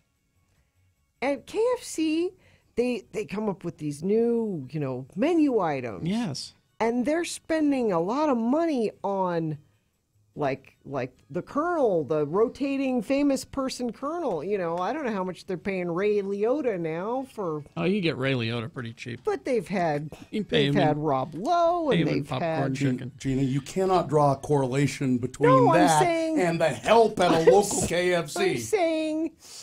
Well, the money they're paying Ray Liotta, he should be here helping at the drive-thru. Maybe we ought to pull back on the. No, that's not. No, there's no correlation there. That is not the correlation. The correlation is there are more jobs than there are people to fill them around here lately. No, it's because the immigrants are taking all the doesn't seem to be the jobs. Does not seem to be the case. And I've had this problem at KFC before. Remember when I said I would like a bucket of wings? No, we ate all the wings, or they served. All you serve is chicken here, and I can't get a bucket of wings. No, run out of chicken. We're out of. We're out of chicken. Chickens didn't show up for work today. So I got all excited thinking maybe this, chicken fried steak sandwich is coming to KFC, and then I think, well, maybe. You got all excited, did you? I kind of did. Well, there are other KFCs. Yeah. There's a couple of them. A little sweat breakout on your upper lip, and did you start to tremble a little? I want a chicken fried steak sandwich. Yeah, who doesn't? And out of nowhere, Joe in the chat room, Gina, you try staffing a KFC. What? Well, where does that come from, Joe? I'm thinking that's the manager. I'm thinking what the manager. Hell? No, I think that's the manager of that KFC. God, Joe. No, I take it easy, man. I sympathize with you, Joe. You try staffing. Listen, Joe has to go to work constantly, and have to tell people, I can't give you chicken right now. I know it's a chicken restaurant, but I can't give you any. We got biscuits. We ain't got the people. And I like the KFC. I like it, yeah. Think of it, Carrie, that original recipe flavor. Yes, I know. But over the top of beef. I want to try it. Yeah, yes. just to picture that. It sounds Gina, so good. What? Gina, I can see your hand trembling now. I'm so hungry. Well, now just go to a different KFC. Yeah, I don't know. Now don't go to the one Joe manages. You try staffing a KFC. I don't want to. Think it's easy? Reminds me when I used to try to have to get board operators to work. Yeah, that was tricky. I would say to people at the radio station, and you have to have a lot of board operators to just run automation. It got to the point where I'd say, I'm sorry, we can't offer you any music for 20 minutes. We don't have enough staff. I guess I'll just wait. So there it goes. Chicken fried steak sandwich. People didn't show up for work today. Did you ever find any steak fingers? Yeah. They're in Idaho, remember? I know they're everywhere. They're everywhere around Idaho. Which is basically what the chicken fried steak sandwich would be, just a bunch of little finger steaks. They're just stuck together. Finger steaks. Well, that sounds terrible. Finger steaks. No, it sounds it's like delicious. steaks made out of people's fingers. Delicious. I don't want that. I'm really hungry. Are you? It does sound good. You won't look so sweaty if you take off your jacket. No, that covers up the sweat, okay. doesn't it? Well, I guess in certain places, yeah. So, do we have our promo? Just a quick reminder, I will be doing the Facebook Live chat today on the Radio from Hell Facebook page, probably about 10:15. So, yeah, you're at work there. 10:15. Just so I can go to the bathroom and...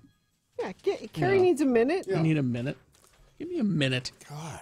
So like 10:15 on the Radio from Hell Facebook page. Ask me questions about Comic-Con, probably, or anything you want. Give him 15 minutes. You try staffing Facebook Right. Live. God. See what it's, God, The man. drive-through is miserable.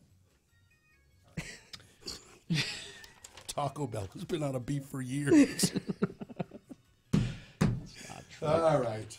I love Taco Bell. I do too. I'll go get a bag of cheap tacos, you bet. Love it. Anyway, all right. Are promo. we ready? Yes, go.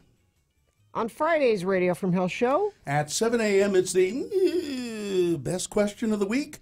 Submit yours to Radio from Hell at x96.com. And if we choose yours, you win a Prohibition gift card. At 8 a.m., it's official. The results are finally in. We send away our DNA, and tomorrow we find out where we are from and what it all means. And at 8:45, Tom Hackett will be in to talk about University of Utah football. That's all on Friday's Radio from Hell show here on X96. See, while I'm gone, they give you more to do in the promo. You actually, you had more to do in that. I did. Yeah. All right. I guess Todd and John are swapping shifts. It's a Freaky Thursday. What'll happen next? But anyway, yeah, so live long and prosper, bitches. Don't you know who I am? Are you out to get yourself? Todd Dukem is next. A 1-hour nonstop music wingding starts now.